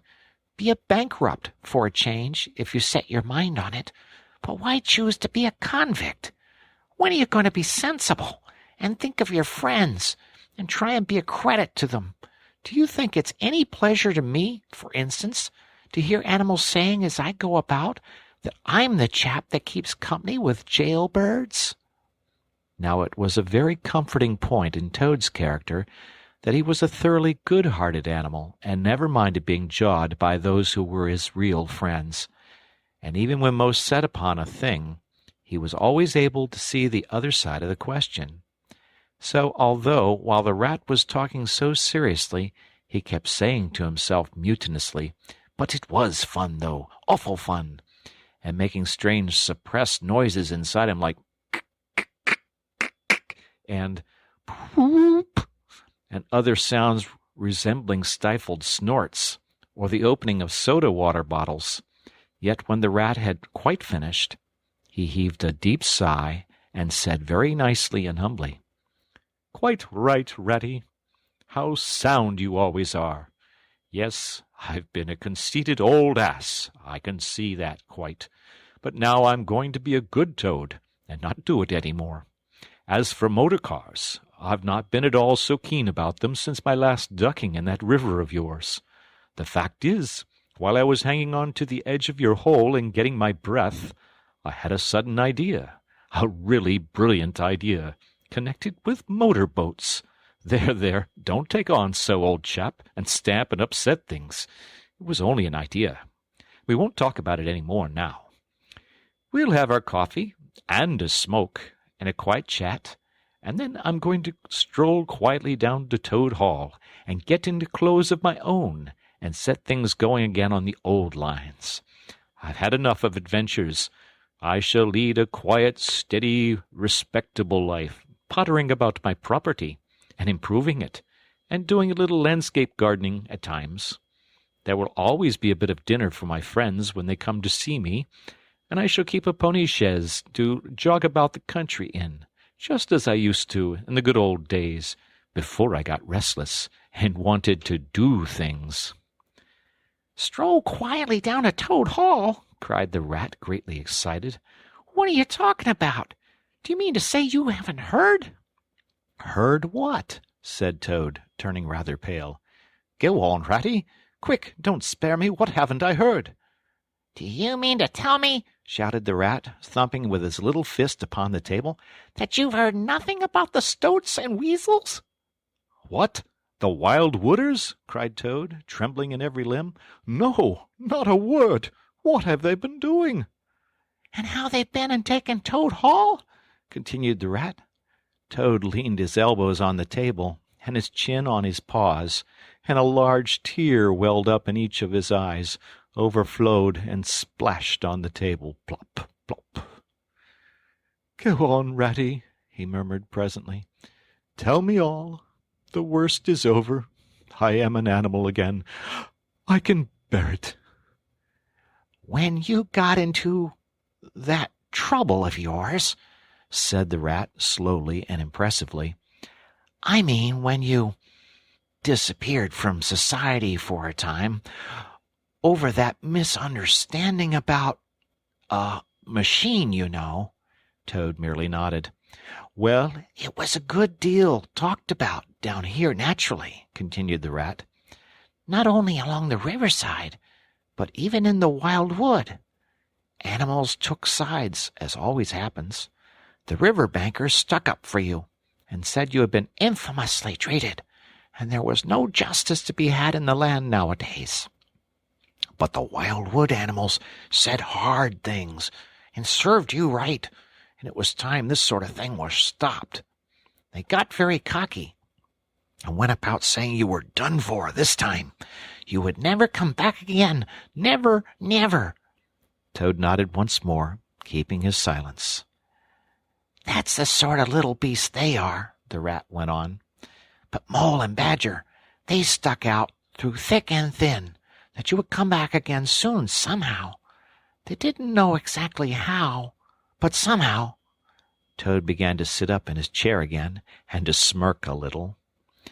"They argued from history," continued the Rat. "They said that no criminal laws had ever been known to prevail against cheek and plausibility such as yours, combined with the power of a long purse. So they arranged to move their things into Toad Hall and sleep there, and keep it aired, and have it all ready for you when you turned up. They didn't guess what was going to happen, of course. Still they had their suspicions of the wildwood animals. Now I come to the most painful and tragic part of my story. One dark night, it was a very dark night, and blowing hard too, and raining simply cats and dogs, a band of weasels, armed to the teeth, crept silently up the carriage drive to the front entrance.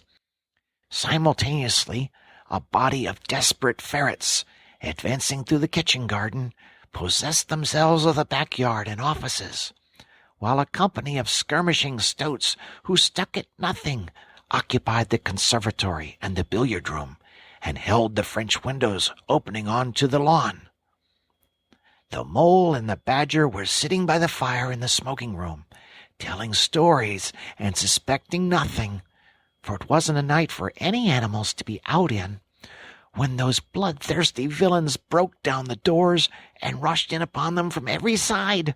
They made the best fight they could, but what was the good? They were unarmed and taken by surprise, and what can two animals do against hundreds? They took and beat them severely with sticks, those two poor, faithful creatures, and turned them out into the cold and the wet, with many insulting and uncalled-for remarks." Here the unfeeling Toad broke into a snigger, and then pulled himself together and tried to look particularly solemn. "And the Wild Wooders have been living in Toad Hall ever since," continued the Rat, "and going on simply anyhow, lying in bed half the day, and breakfast at all hours, and the place is such a mess, I'm told, it's not fit to be seen. Eating your grub, and drinking your drink, and making bad jokes about you, and singing vulgar songs about prisons and magistrates and policemen. Horrid personal songs, with no humor in them.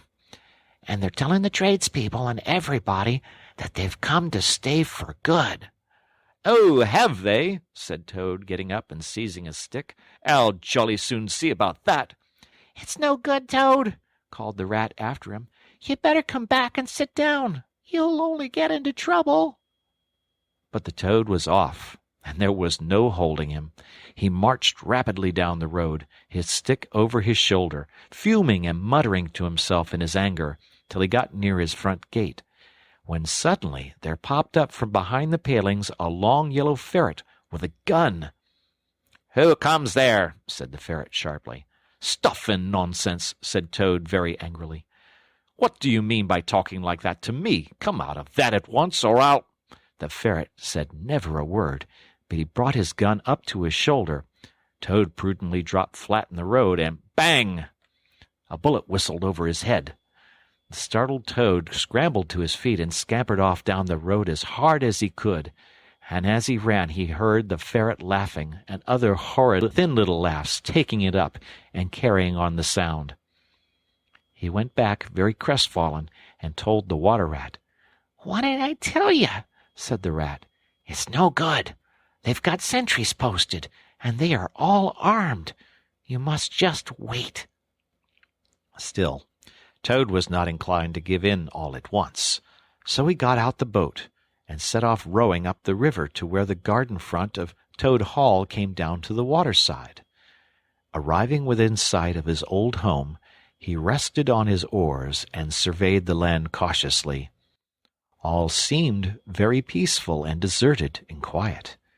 He could see the whole front of Toad Hall glowing in the evening sunshine, the pigeons settling by twos and threes along the straight line of the roof, the garden a blaze of flowers, the creek that led up to the boat-house, the little wooden bridge that crossed it, all tranquil, uninhabited, apparently waiting for his return. He would try the boat-house first, he thought.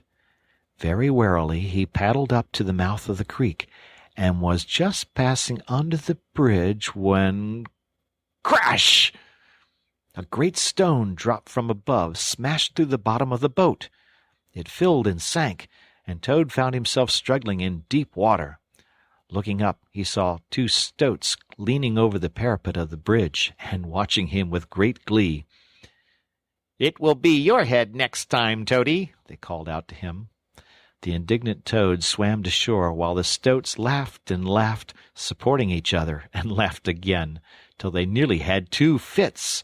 That is, one fit each, of course. The Toad retraced his weary way on foot, and related his disappointing experiences to the Water Rat once more. "Well, what did I tell you?" said the Rat very crossly.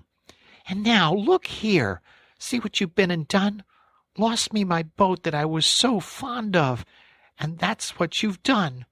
And simply ruined that nice suit of clothes that I lent you. Really, Toad, of all the trying animals, I wonder how you managed to keep any friends at all." The Toad saw at once how wrongly and foolishly he had acted. He admitted his errors and wrong-headedness, and made a full apology to Rat for losing his boat and spoiling his clothes. And he wound up by saying, with that frank self-surrender which always disarmed his friends' criticism and won them back to his side, "Ratty, I see that I have been a headstrong and a wilful Toad. Henceforth, believe me, I will be humble and submissive, and will take no action without your kind advice and full approval."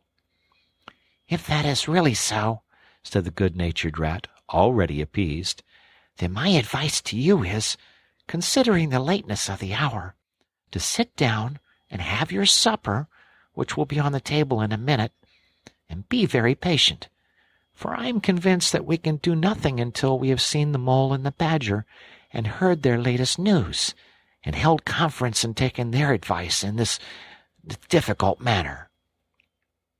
"Oh, yes, of course, the Mole and the Badger," said Toad lightly.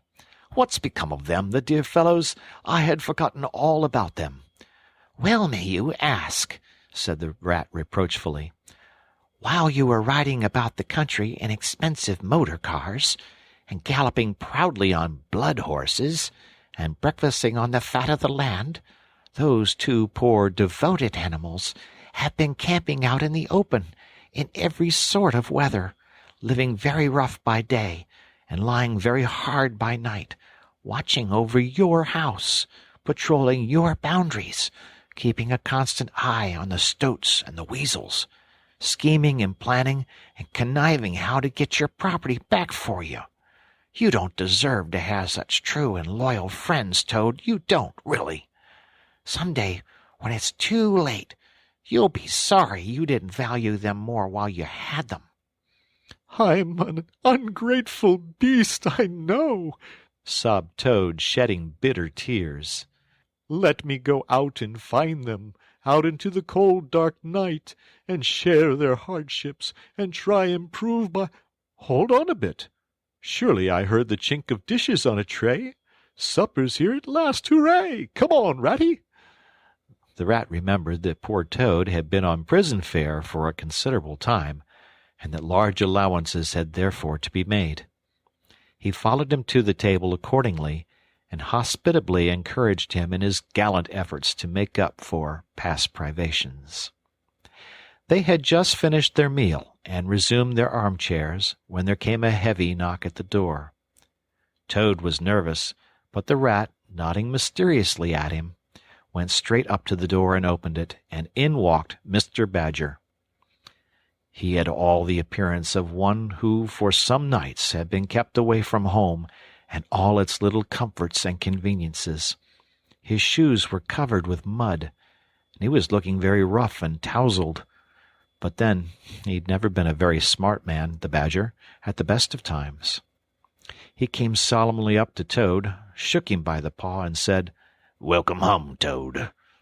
Alas! What am I saying? Home, indeed. This is a poor home-coming. Unhappy Toad. Then he turned his back on him, sat down to the table, drew his chair up, and helped himself to a large slice of cold pie. Toad was quite alarmed at this very serious and portentous style of greeting, but the Rat whispered to him, "Never mind. Don't take any notice, and don't say anything to him just yet.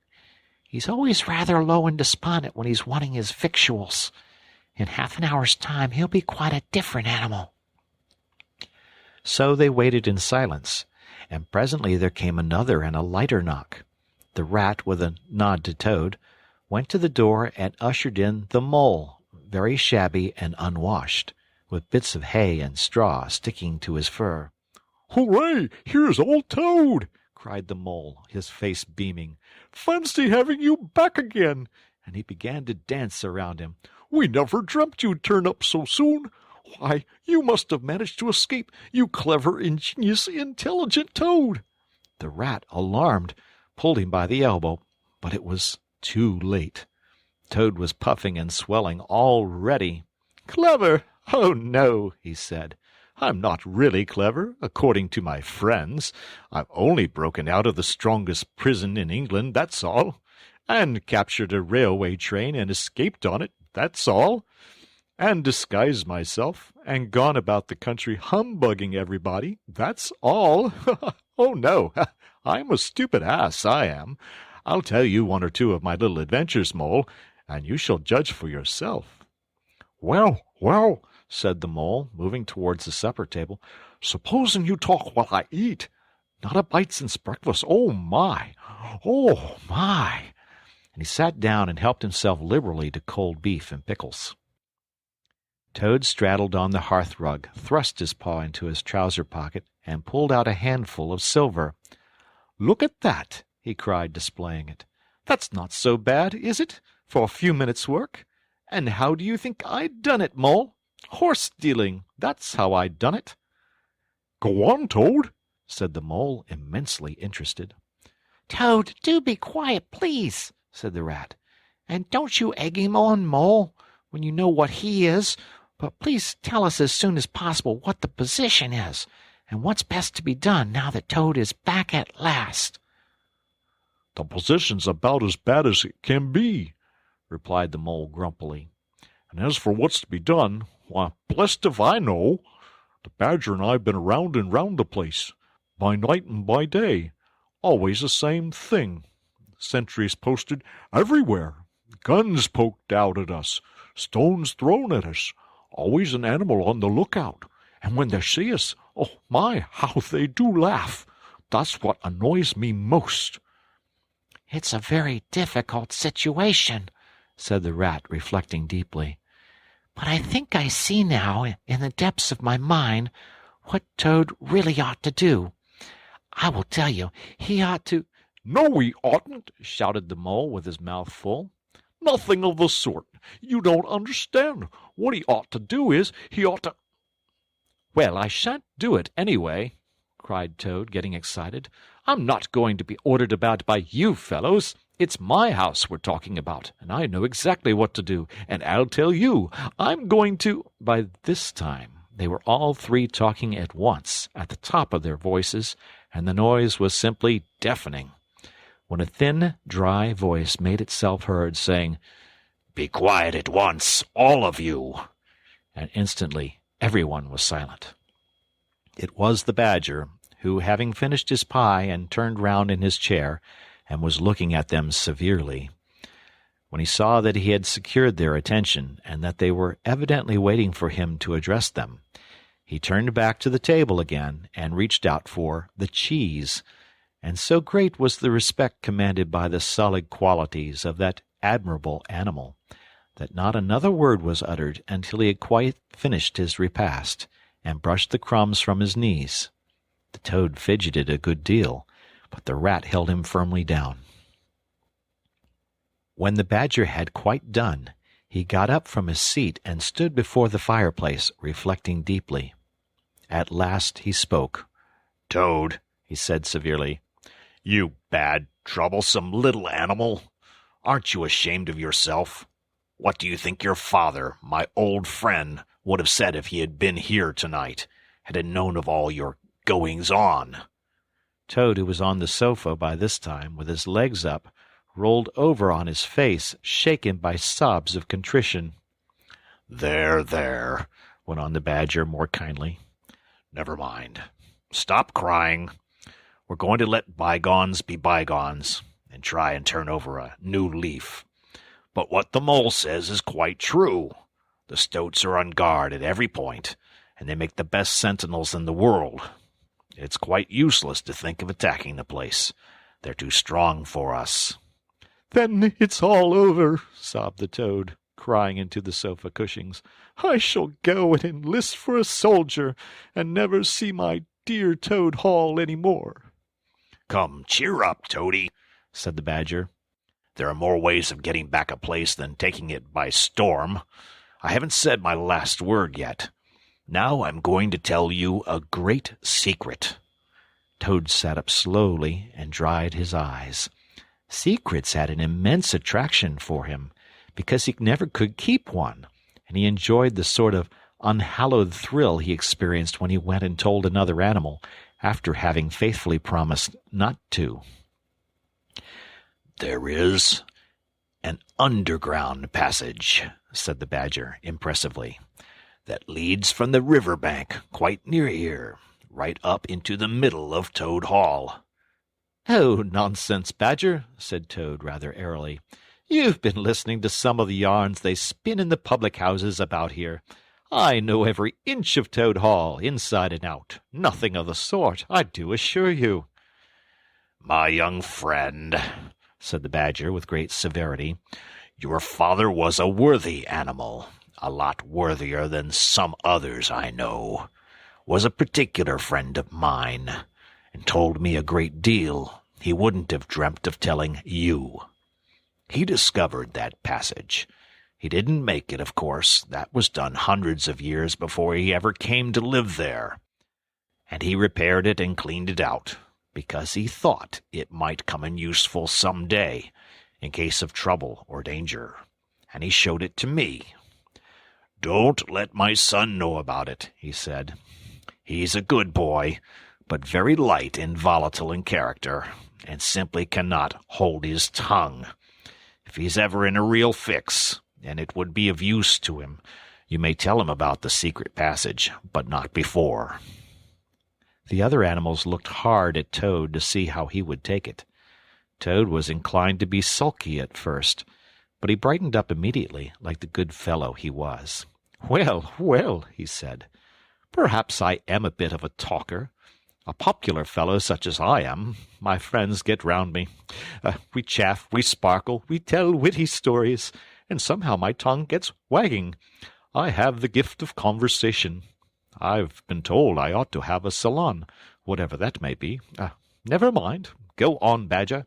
How's this passage of yours going to help us?"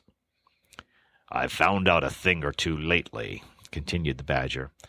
"I got Otter to disguise himself as a sweep and call at the back door with brushes over his shoulder asking for a job. There's going to be a big banquet tomorrow night. It's somebody's birthday. The Chief Weasel's, I believe. And all the weasels will be gathered together in the dining hall, eating and drinking and laughing and carrying on, suspecting nothing. No guns, no swords, no sticks, no arms of any sort whatever." "But the sentinels will be posted as usual," remarked the Rat. "Exactly," said the Badger. "That is my point. The weasels will trust entirely to their excellent sentinels. And that is where the passage comes in. That very useful tunnel leads right up under the butler's pantry, next to the dining hall." "Aha! That squeaky board in the butler's pantry," said Toad. "Now I understand it." "We shall creep out quietly into the butler's pantry," cried the Mole. "With our pistols and swords and sticks," shouted the Rat. "And rush in upon them," said the Badger. "And whack them, and whack 'em, and whack 'em!" cried the Toad in ecstasy, running round and round the room and jumping over the chairs. "Very well, then," said the Badger, resuming his usual dry matter. "Our plan is settled. There's nothing more for you to argue and squabble about. So, as it's getting very late, all of you go right off to bed at once. We will make all the necessary arrangements in the course of the morning tomorrow." Toad, of course, went off to bed dutifully with the rest. He knew better than to refuse, though he was feeling much too excited to sleep. But he had had a long day, with many events crowded into it, and sheets and blankets were very friendly and comforting things, after plain straw, and not too much of it, spread on the stone floor of a draughty cell, and his head had not been many seconds on his pillow before he was snoring happily. Naturally, he dreamt a good deal, about roads that ran away from him just when he wanted them, and canals that chased him and caught him, and a barge that sailed into the banqueting hall with his week's washing, just as he was giving a dinner party. And he was alone in the secret passage, pushing onwards, but it twisted and turned round and shook itself, and sat up on its end. Yet somehow, at the last, he found himself back in Toad Hall, safe and triumphant, with all his friends gathered round about him, earnestly assuring him that he really was a clever toad. He slept until a late hour next morning, and by the time he got down he found that the other animals had finished their breakfast some time before. The Mole had slipped off somewhere by himself, without telling anyone where he was going to. The Badger sat in the armchair, reading the paper, and not concerning himself in the slightest about what was going to happen that very evening.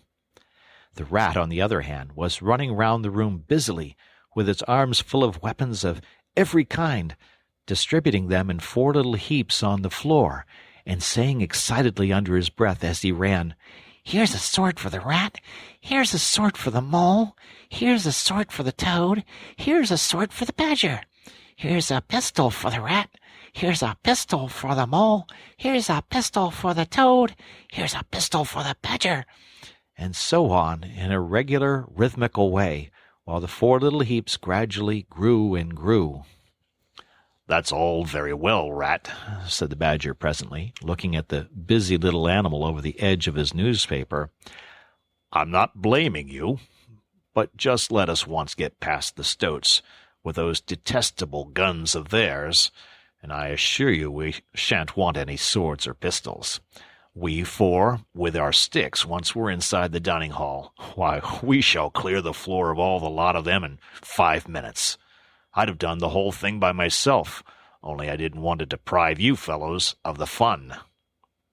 It's as well to be on the safe side, said the Rat reflectively, polishing a pistol barrel on his sleeve and looking along it. The Toad, having finished his breakfast, picked up a stout stick and swung it vigorously, belabouring imaginary animals. "I'll learn 'em to steal my house," he cried. "I'll learn 'em! I'll learn 'em!" Don't say learn 'em, Toad, said the Rat, greatly shocked. It's not good English. "What are you always nagging at Toad for?" inquired the Badger rather peevishly. "What's the matter with his English? It's the same what I use myself, and if it's good enough for me, it ought to be good enough for you." I'm very sorry, said the Rat humbly. Only I think it ought to be teach 'em, not learn 'em. "But we don't want to teach 'em," replied the Badger. "We want to learn 'em. Learn 'em, learn 'em, and what's more, we're going to do it, too." Oh, very well. Have it your own way, said the Rat. He was getting rather muddled about it himself, and presently he retired into a corner where he could be heard muttering, Learn 'em, teach 'em, learn 'em, till the Badger told him rather sharply to leave off. Presently the Mole came tumbling into the room, evidently very pleased with himself. "I've been having such fun," he began at once. "I've been getting a rise out of the stoats." I hope you've been very careful, Mole, said the Rat anxiously. "I should hope so, too," said the Mole confidently. "I got the idea when I went into the kitchen to see about Toad's breakfast being kept hot for him. I saw that old washerwoman dress that he came home in yesterday, hanging on a towel horse before the fire. So I put it on, and the bonnet as well, and the shawl, and off I went to Toad Hall as bold as you please. The sentries were on the lookout, of course, with their guns and their who comes there, and all the rest of their nonsense. 'Good morning, gentlemen,' says I, very respectful. 'Want any washing done today?' They looked at me very proud and stiff and haughty, and said, 'Go away, washerwoman. We don't do any washing on duty.' 'Or any other time,' says I. Wasn't I funny, Toad?" "Poor frivolous animal," said Toad very loftily. The fact is, he felt exceedingly jealous of Mole for what he had just done.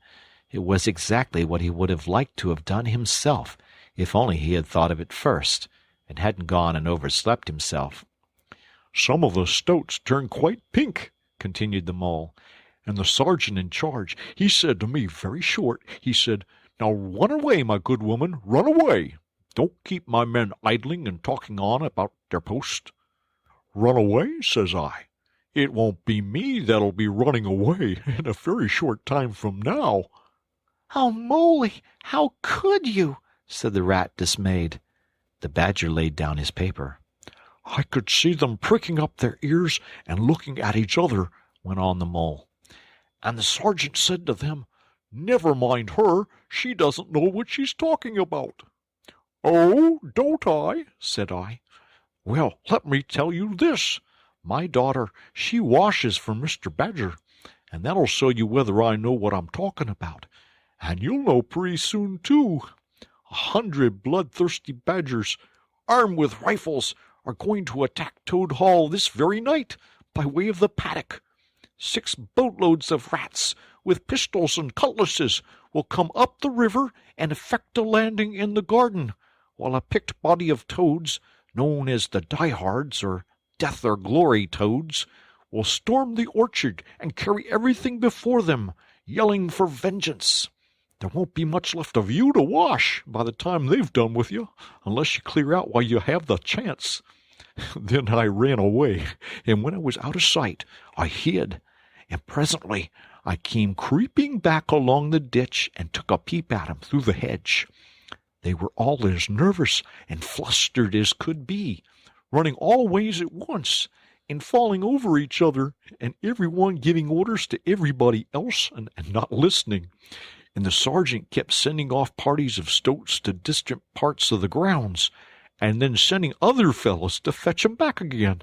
And I heard them saying to each other, "That's just like the weasels. They're to stop comfortably in the banqueting hall and have feasting and toasts and songs and all sorts of fun, while we must stand guard in the cold and the dark, and in the end be cut to pieces by bloodthirsty badgers." "Oh, you silly ass, Mole!"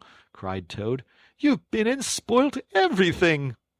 "Mole," said the Badger, in his dry, quiet way, "I perceive you have more sense in your little finger than some other animals have in the whole of their fat bodies. You have managed excellently, and I begin to have great hopes of you. Good Mole, clever Mole." The Toad was simply wild with jealousy, more especially as he couldn't make out for the life of him what the Mole had done that was so particularly clever. But, fortunately for him, before he could show temper or expose himself to the Badger's sarcasm, the bell rang for luncheon. It was a simple but sustaining meal, bacon and broad beans and a macaroni pudding, and when they had quite done, the Badger settled himself into an armchair and said, "Well, we've got our work cut out for us tonight, and it will probably be pretty late before we're quite through with it. So I'm just going to take 40 winks while I can." And he drew a handkerchief over his face and was soon snoring. The anxious and laborious Rat at once resumed his preparations and started running between his four little heaps, muttering, "Here's a belt for the Rat. Here's a belt for the Mole. Here's a belt for the Toad. Here's a belt for the Badger," and so on, with every fresh accoutrement he produced, to which there really seemed no end. So the Mole drew his arm through Toad's, led him out into the open air, shoved him into a wicker chair, and made him tell him all his adventures from beginning to end, which Toad was only too willing to do. The Mole was a good listener, and Toad, with no one to check his statements or to criticize him in an unfriendly spirit, rather let himself go. Indeed, much that he related belonged more properly to the category of what might have happened had I only thought of it in time instead of 10 minutes afterwards.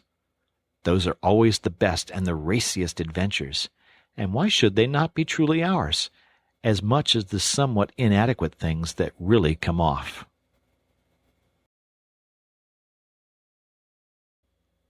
Chapter 12. The Return of Ulysses. When it began to grow dark, the Rat, with an air of excitement and mystery, summoned them back into the parlor, stood each of them up alongside of his little heap, and proceeded to dress them up for the coming expedition. He was very earnest and thoroughgoing about it, and the affair took quite a long time. First there was a belt to go round each animal, and then a sword to be stuck into each belt, and then a cutlass on the other side to balance it. Then a pair of pistols, a policeman's truncheon, several sets of handcuffs, some bandages and sticking plaster, and a flask and a sandwich case. The Badger laughed good-naturedly and said, "All right, Ratty. It amuses you, and it doesn't hurt me. I'm going to do all I've got to do with this here stick." But the Rat only said, "Please, Badger, you know I shouldn't like you to blame me afterwards and say I'd forgotten anything." When all was quite ready, the Badger took a dark lantern in one paw, grasped his great stick with the other, and said, "Now then, follow me. Mole first, 'cause I'm very pleased with him. Rat next, Toad last. And look here, Toady, don't you chatter so much as usual, or you'll be sent back as sure as fate." The Toad was so anxious not to be left out that he took up the inferior position assigned to him without a murmur, and the animals set off. The Badger led them along by the river for a little way, and then suddenly swung himself over the edge into a hole in the riverbank, a little above the water. The Mole and the Rat followed silently, swinging themselves successfully into the hole as they had seen the Badger do. But when it came to Toad's turn, of course he managed to slip and fall into the water, with a loud splash and a squeal of alarm. He was hauled out by his friends, rubbed down and wrung out hastily, comforted, and set on his legs. But the Badger was seriously angry, and told him that the very next time he made a fool of himself, he would most certainly be left behind. So, at last they were in the secret passage, and the cutting-out expedition had really begun. It was cold and dark and damp and low and narrow, and poor Toad began to shiver, partly from dread of what might be before him, partly because he was wet through. The lantern was far ahead, and he could not help lagging behind a little in the darkness. Then he heard the Rat call out warningly, "Come on, Toad!" and a terror seized him of being left behind, alone in the darkness, and he came on with such a rush that he upset the Rat into the Mole, and the Mole into the Badger, and for a moment all was confusion. The Badger thought they were being attacked from behind, and as there was no room to use a stick or a cutlass, drew a pistol, and was on the point of putting a bullet into Toad. When he found out what had really happened, he was very angry indeed, and said, "Now this time that tiresome Toad shall be left behind." But Toad whimpered, and the other two promised that they would be answerable for his good conduct, and at last the Badger was pacified, and the procession moved on. Only this time the Rat brought up the rear with a firm grip on the shoulder of Toad. So they groped and shuffled along, with their ears pricked up and their paws on their pistols, till at last the Badger said, "We ought by now to be pretty nearly under the hall." Then suddenly they heard, far away as it might be, and yet apparently nearly over their heads, a confused murmur of sound, as if people were shouting and cheering and stamping on the floor and hammering on tables. The Toad's nervous terrors all returned, but the Badger only remarked placidly, "They are going it, the weasels." The passage now began to slope upwards. They groped onward a little further, and then the noise broke out again, quite distinct this time, and very close above them. "Hooray, hooray, hooray, hooray!" they heard, and the stamping of little feet on the floor, and the clinking of glasses as little fists pounded on the table. "What a time they're having," said the Badger. "Come on!" They hurried along the passage till it came to a full stop, and they found themselves standing under the trap-door that led up into the butler's pantry. Such a tremendous noise was going on in the banqueting hall that there was little danger of their being overheard. The Badger said, "Now, boys, all together!" and the four of them put their shoulders to the trap-door and heaved it back. Hoisting each other up, they found themselves standing in the pantry, with only a door between them and the banqueting hall, where their unconscious enemies were carousing. The noise, as they emerged from the passage, was simply deafening. At last, as the cheering and hammering slowly subsided, a voice could be made out saying, "Well, I do not propose to detain you much longer." Great applause. "But before I resume my seat," renewed cheering, "I should like to say one word about our kind host, Mr. Toad. We all know Toad." Great laughter. "Good Toad, modest Toad, honest Toad." Shrieks of merriment. "Only just let me get at him," muttered Toad, grinding his teeth. "Hold hard a minute," said the Badger, restraining him with difficulty. "Get ready, all of you." "Let me sing you a little song," went on the voice, "which I have composed on the matter of Toad." Prolonged applause. Then the Chief Weasel, for it was he, began in a high, squeaky voice. "Toady went a-pleasuring gaily down the street." The Badger drew himself up, took a firm grip of his stick with both paws, glanced round at his comrades, and cried, "The hour is come! Follow me!" and flung the door open wide. My! What a squealing and a squeaking and a screeching filled the air! Well might the terrified weasels dive under the tables and spring madly up at the windows. Well might the ferrets rush wildly for the fireplace and get hopelessly jammed in the chimney. Well might tables and chairs be upset and glass and china be sent crashing on the floor in the panic of that terrible moment when the four heroes strode wrathfully into the room. The mighty Badger, his whiskers bristling, his great cudgel whistling through the air. Mole, black and grim, brandishing his stick and shouting his awful war cry, "A mole! A mole!" Rat, desperate and determined, his belt bulging with weapons of every age and every variety. Toad, frenzied with excitement and injured pride, swollen to twice his ordinary size, leaping into the air and emitting toad whoops that chilled them to the marrow. "Toady went a-pleasuring," he yelled. "I'll pleasure 'em!" And he went straight for the Chief Weasel. There were but four in all, but to the panic-stricken weasels the hall seemed full of monstrous animals, gray, black, brown, and yellow, whooping and flourishing enormous cudgels, and they broke and fled with squeals of terror and dismay, this way and that, through the windows, up the chimney, anywhere to get out of reach of those terrible sticks. The affair was soon over. Up and down the whole length of the hall strode the four friends, whacking with their sticks at every head that showed itself, and in 5 minutes the room was cleared. Through the broken windows the shrieks of terrified weasels escaping across the lawn were borne faintly to their ears. On the floor lay prostrate some dozen or so of the enemy, on whom the mole was busily engaged in fitting handcuffs. The Badger, resting from his labors, leant on his stick and wiped his honest brow. "Mole," he said, "you're the best of fellows. Just cut along outside and look after those stout sentries of yours and see what they're doing. I've an idea that, thanks to you, we shan't have much trouble from them tonight." The mole vanished promptly through a window, and the Badger bade the other two set a table on its legs again, pick up knives and forks and plates and glasses from the debris on the floor, and see if they could find materials for a supper. "I want some grub, I do," he said, in that rather common way he had of speaking. "Stir your stumps, Toad. Look lively.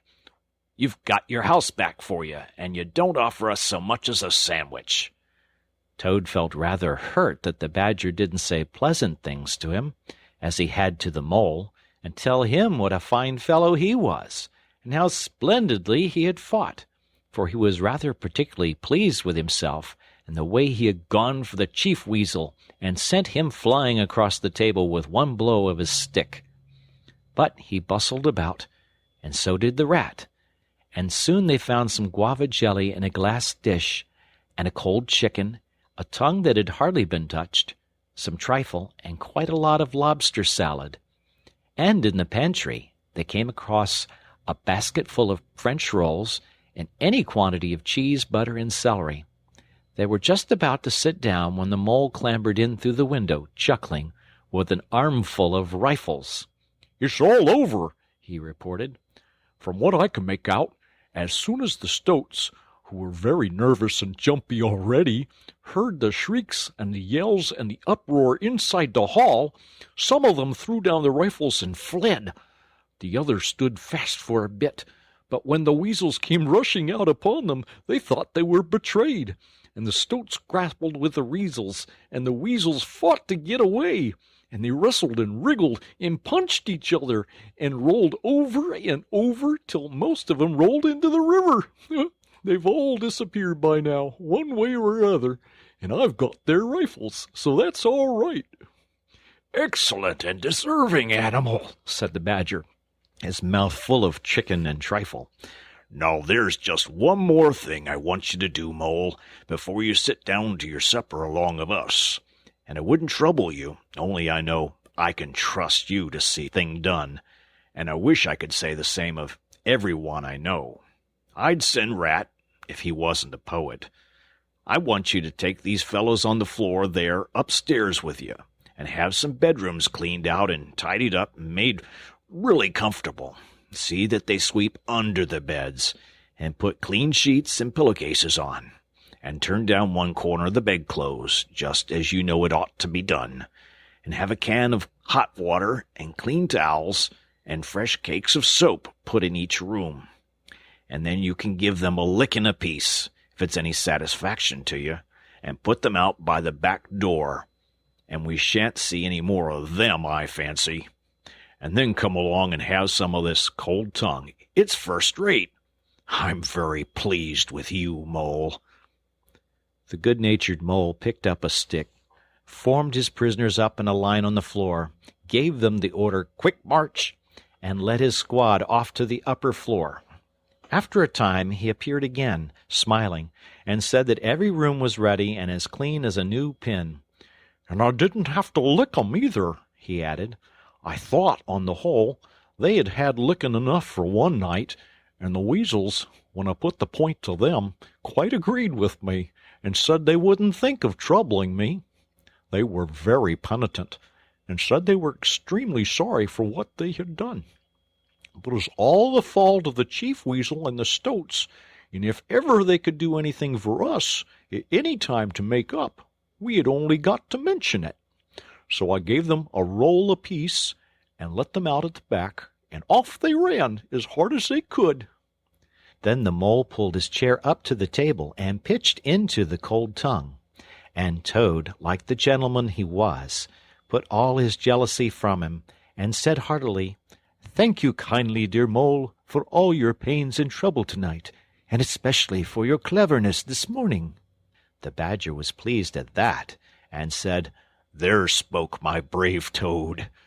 So they finished their supper in great joy and contentment, and presently retired to rest between clean sheets, safe in Toad's ancestral home, won back by matchless valor, consummate strategy, and a proper handling of sticks. The following morning, Toad, who had overslept himself as usual, came down to breakfast disgracefully late, and found on the table a certain quantity of eggshells, some fragments of cold and leathery toast, a coffee-pot 3/4 empty, and really very little else, which did not tend to improve his temper, considering that, after all, it was his own house. Through the French windows of the breakfast-room he could see the Mole and the Water-Rat sitting in wicker chairs out on the lawn, evidently telling each other stories, roaring with laughter and kicking their short legs up in the air. The Badger, who was in an armchair and deep in the morning paper, merely looked up and nodded when Toad entered the room. But Toad knew his man, so he sat down and made the best breakfast he could, merely observing to himself that he would get square with the others sooner or later. When he had nearly finished, the Badger looked up and remarked rather shortly, "I'm sorry, Toad, but I'm afraid there's a heavy morning's work in front of you. You see, we really ought to have a banquet at once, to celebrate this affair. It's expected of you. In fact, it's the rule." "Oh, all right," said the Toad readily. "Anything to oblige. Though why on earth you should want to have a banquet in the morning I cannot understand. But you know I do not live to please myself, but merely to find out what my friends want, and then try and arrange it for 'em, you dear old Badger." "Don't pretend to be stupider than you really are," replied the Badger crossly. "And don't chuckle and splutter in your coffee while you're talking. It's not manners. What I mean is, the banquet will be at night, of course, but the invitations will have to be written and got off at once, and you've got to write 'em. Now, sit down at that table.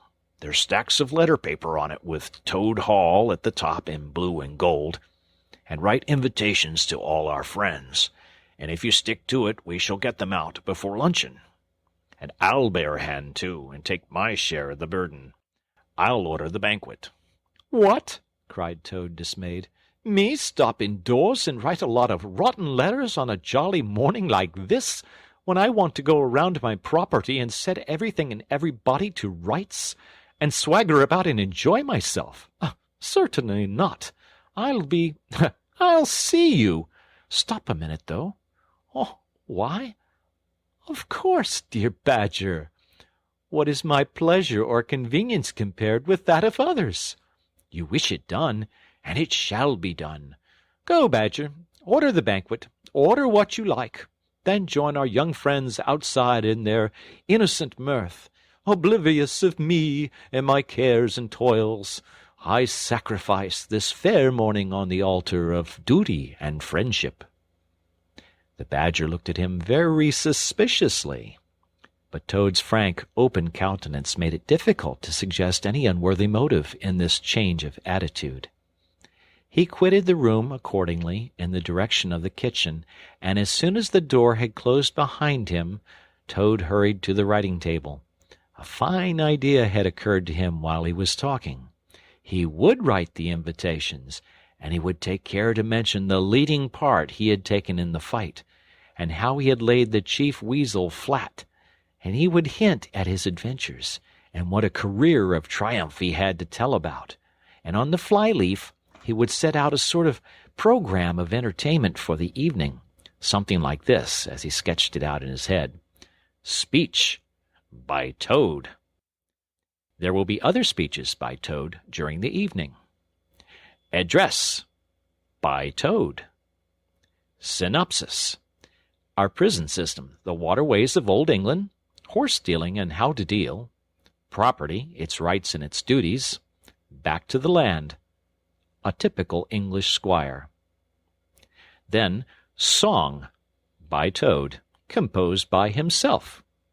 And then other compositions by Toad will be sung in the course of the evening by the composer. The idea pleased him mightily, and he worked very hard and got all the letters finished by noon, at which hour it was reported to him that there was a small and rather bedraggled weasel at the door, inquiring timidly whether he could be of any service to the gentleman. Toad swaggered out and found it was one of the prisoners of the previous evening, very respectful and anxious to please. He patted him on the head, shoved the bundle of invitations into his paw, and told him to cut along quick and deliver them as fast as he could, and if he liked to come back again in the evening, there might perhaps be a shilling for him, or again perhaps there mightn't, and the poor weasel seemed really quite grateful, and hurried off eagerly to do his mission. When the other animals came back to luncheon, very boisterous and breezy after a morning on the river, the mole, whose conscience had been pricking him, looked doubtfully at Toad, expecting to find him sulky or depressed. Instead, he was so uppish and inflated that the mole began to suspect something, while the rat and the badger exchanged significant glances. As soon as the meal was over, Toad thrust his paws deep into his trouser pockets, remarked casually, "Well, look after yourselves, you fellows. Ask for anything you want," and was swaggering off in the direction of the garden, where he wanted to think out an idea or two for his coming speeches, when the rat caught him by the arm. Toad rather suspected what he was after, and did his best to get away, but when the badger took him firmly by the other arm, he began to see that the game was up. The two animals conducted him between them into the small smoking-room that opened out of the entrance hall, shut the door, and put him into a chair. Then they both stood in front of him, while Toad sat silent and regarded them with much suspicion and ill humor. "Now look here, Toad," said the rat. "It's about this banquet, and very sorry I am to have to speak to you like this, but we want you to understand clearly, once and for all, that there are going to be no speeches and no songs. Try and grasp the fact on this occasion. We're not arguing with you. We're just telling you." Toad saw that he was trapped. They understood him. They saw through him. They had got ahead of him. His pleasant dream was shattered. "Mayn't I sing just one little song?" he pleaded piteously. "No, not one little song," replied the rat firmly, though his heart bled as he noticed the trembling lip of the poor, disappointed Toad. "It's no good, Toady.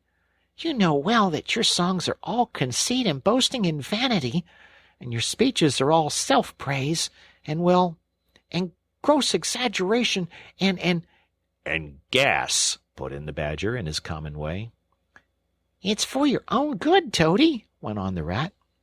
"You know you must turn over a new leaf sooner or later, and now seems a splendid time to begin, a sort of turning point in your career. Please don't think that saying all this doesn't hurt me more than it hurts you." Toad remained a long while plunged in thought. At last he raised his head, and the traces of strong emotion were visible on his features. "You have conquered, my friends," he said in broken accents.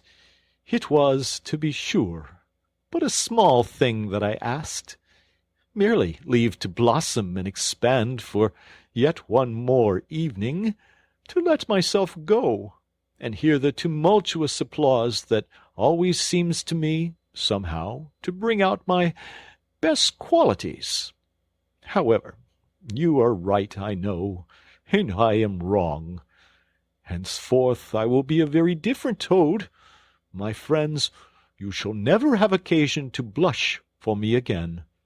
But, oh dear, this is a hard world." And pressing the handkerchief to his face, he left the room with faltering footsteps. "Badger," said the Rat, "I feel like a brute. I wonder what you feel like." "Oh, I know," said the Badger gloomily. "But the thing had to be done. This good fellow has got to live here, and hold his own, and be respected. Would you have him a common laughing-stock, mocked and jeered at by stoats and weasels?" "Of course not," said the Rat. "And talking of weasels, it's lucky we came upon that little weasel, just as he was setting out with Toad's invitations. I suspected something from what you told me, and had a look at one or two. They were simply disgraceful. I confiscated the lot, and the good mole is now sitting in the blue boudoir, filling up plain, simple invitation cards." At last the hour for the banquet began to draw near, and Toad, who on leaving the others had retired to his bedroom, was still sitting there, melancholy and thoughtful. His brow resting on his paw, he pondered long and deeply. Gradually his countenance cleared, and he began to smile long, slow smiles. Then he took to giggling in a shy, self-conscious manner. At last he got up, locked the door, drew the curtains across the windows, collected all the chairs in the room and arranged them in a semicircle, and took up his position in front of them, swelling visibly. Then he bowed, coughed twice, and letting himself go, with uplifted voice he sang, to the enraptured audience that his imagination so clearly saw, Toad's last little song. The Toad came home. There was panic in the parlors and bowling in the halls. There was crying in the cowsheds and shrieking in the stalls when the Toad came home. When the Toad came home. There was smashing in of window and crashing in of door. There was chivying of weasels that fainted on the floor when the Toad came home. Bang go the drums, the cannon they are shooting, and the soldiers are saluting. The trumpeters are tooting, and the motorcars are hooting as the hero comes. Shout, hooray, and let each one of the crowd try and shout it very loud in honor of an animal of whom you're justly proud, for it's Toad's great day. He sang this very loud, with great unction and expression, and when he had done, he sang it all over again. Then he heaved a deep sigh, a long, long, long sigh. Then he dipped his hairbrush in the water jug, parted his hair in the middle, and plastered it down very straight and sleek on each side of his face, and, unlocking the door, went quietly down the stairs to greet his guests, who he knew must be assembling in the drawing-room. All the animals cheered when he entered, and crowded round to congratulate him and say nice things about his courage and his cleverness and his fighting qualities. But Toad only smiled faintly and murmured, "Not at all," or sometimes, for a change, "On the contrary." Otter, who was standing on the hearth-rug, describing to an admiring circle of friends exactly how he would have managed things had he been there, came forward with a shout, threw his arm around Toad's neck, and tried to take him round the room in a triumphal progress.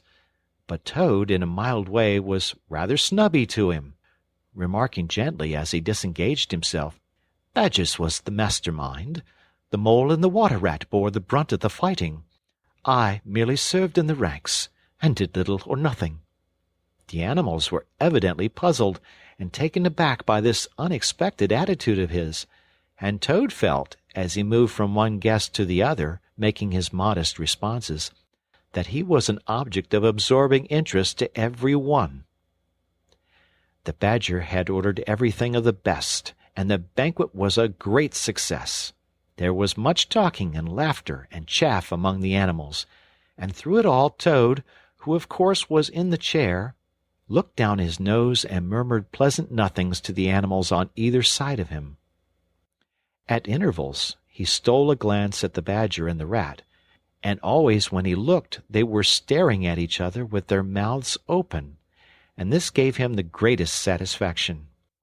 Some of the younger and livelier animals, as the evening wore on, got whispering to each other that things were not so amusing as they used to be in the good old days, and there were some knockings on the table and cries of, "Toad! Speech! Speech from Toad! Song! Mr. Toad's song!"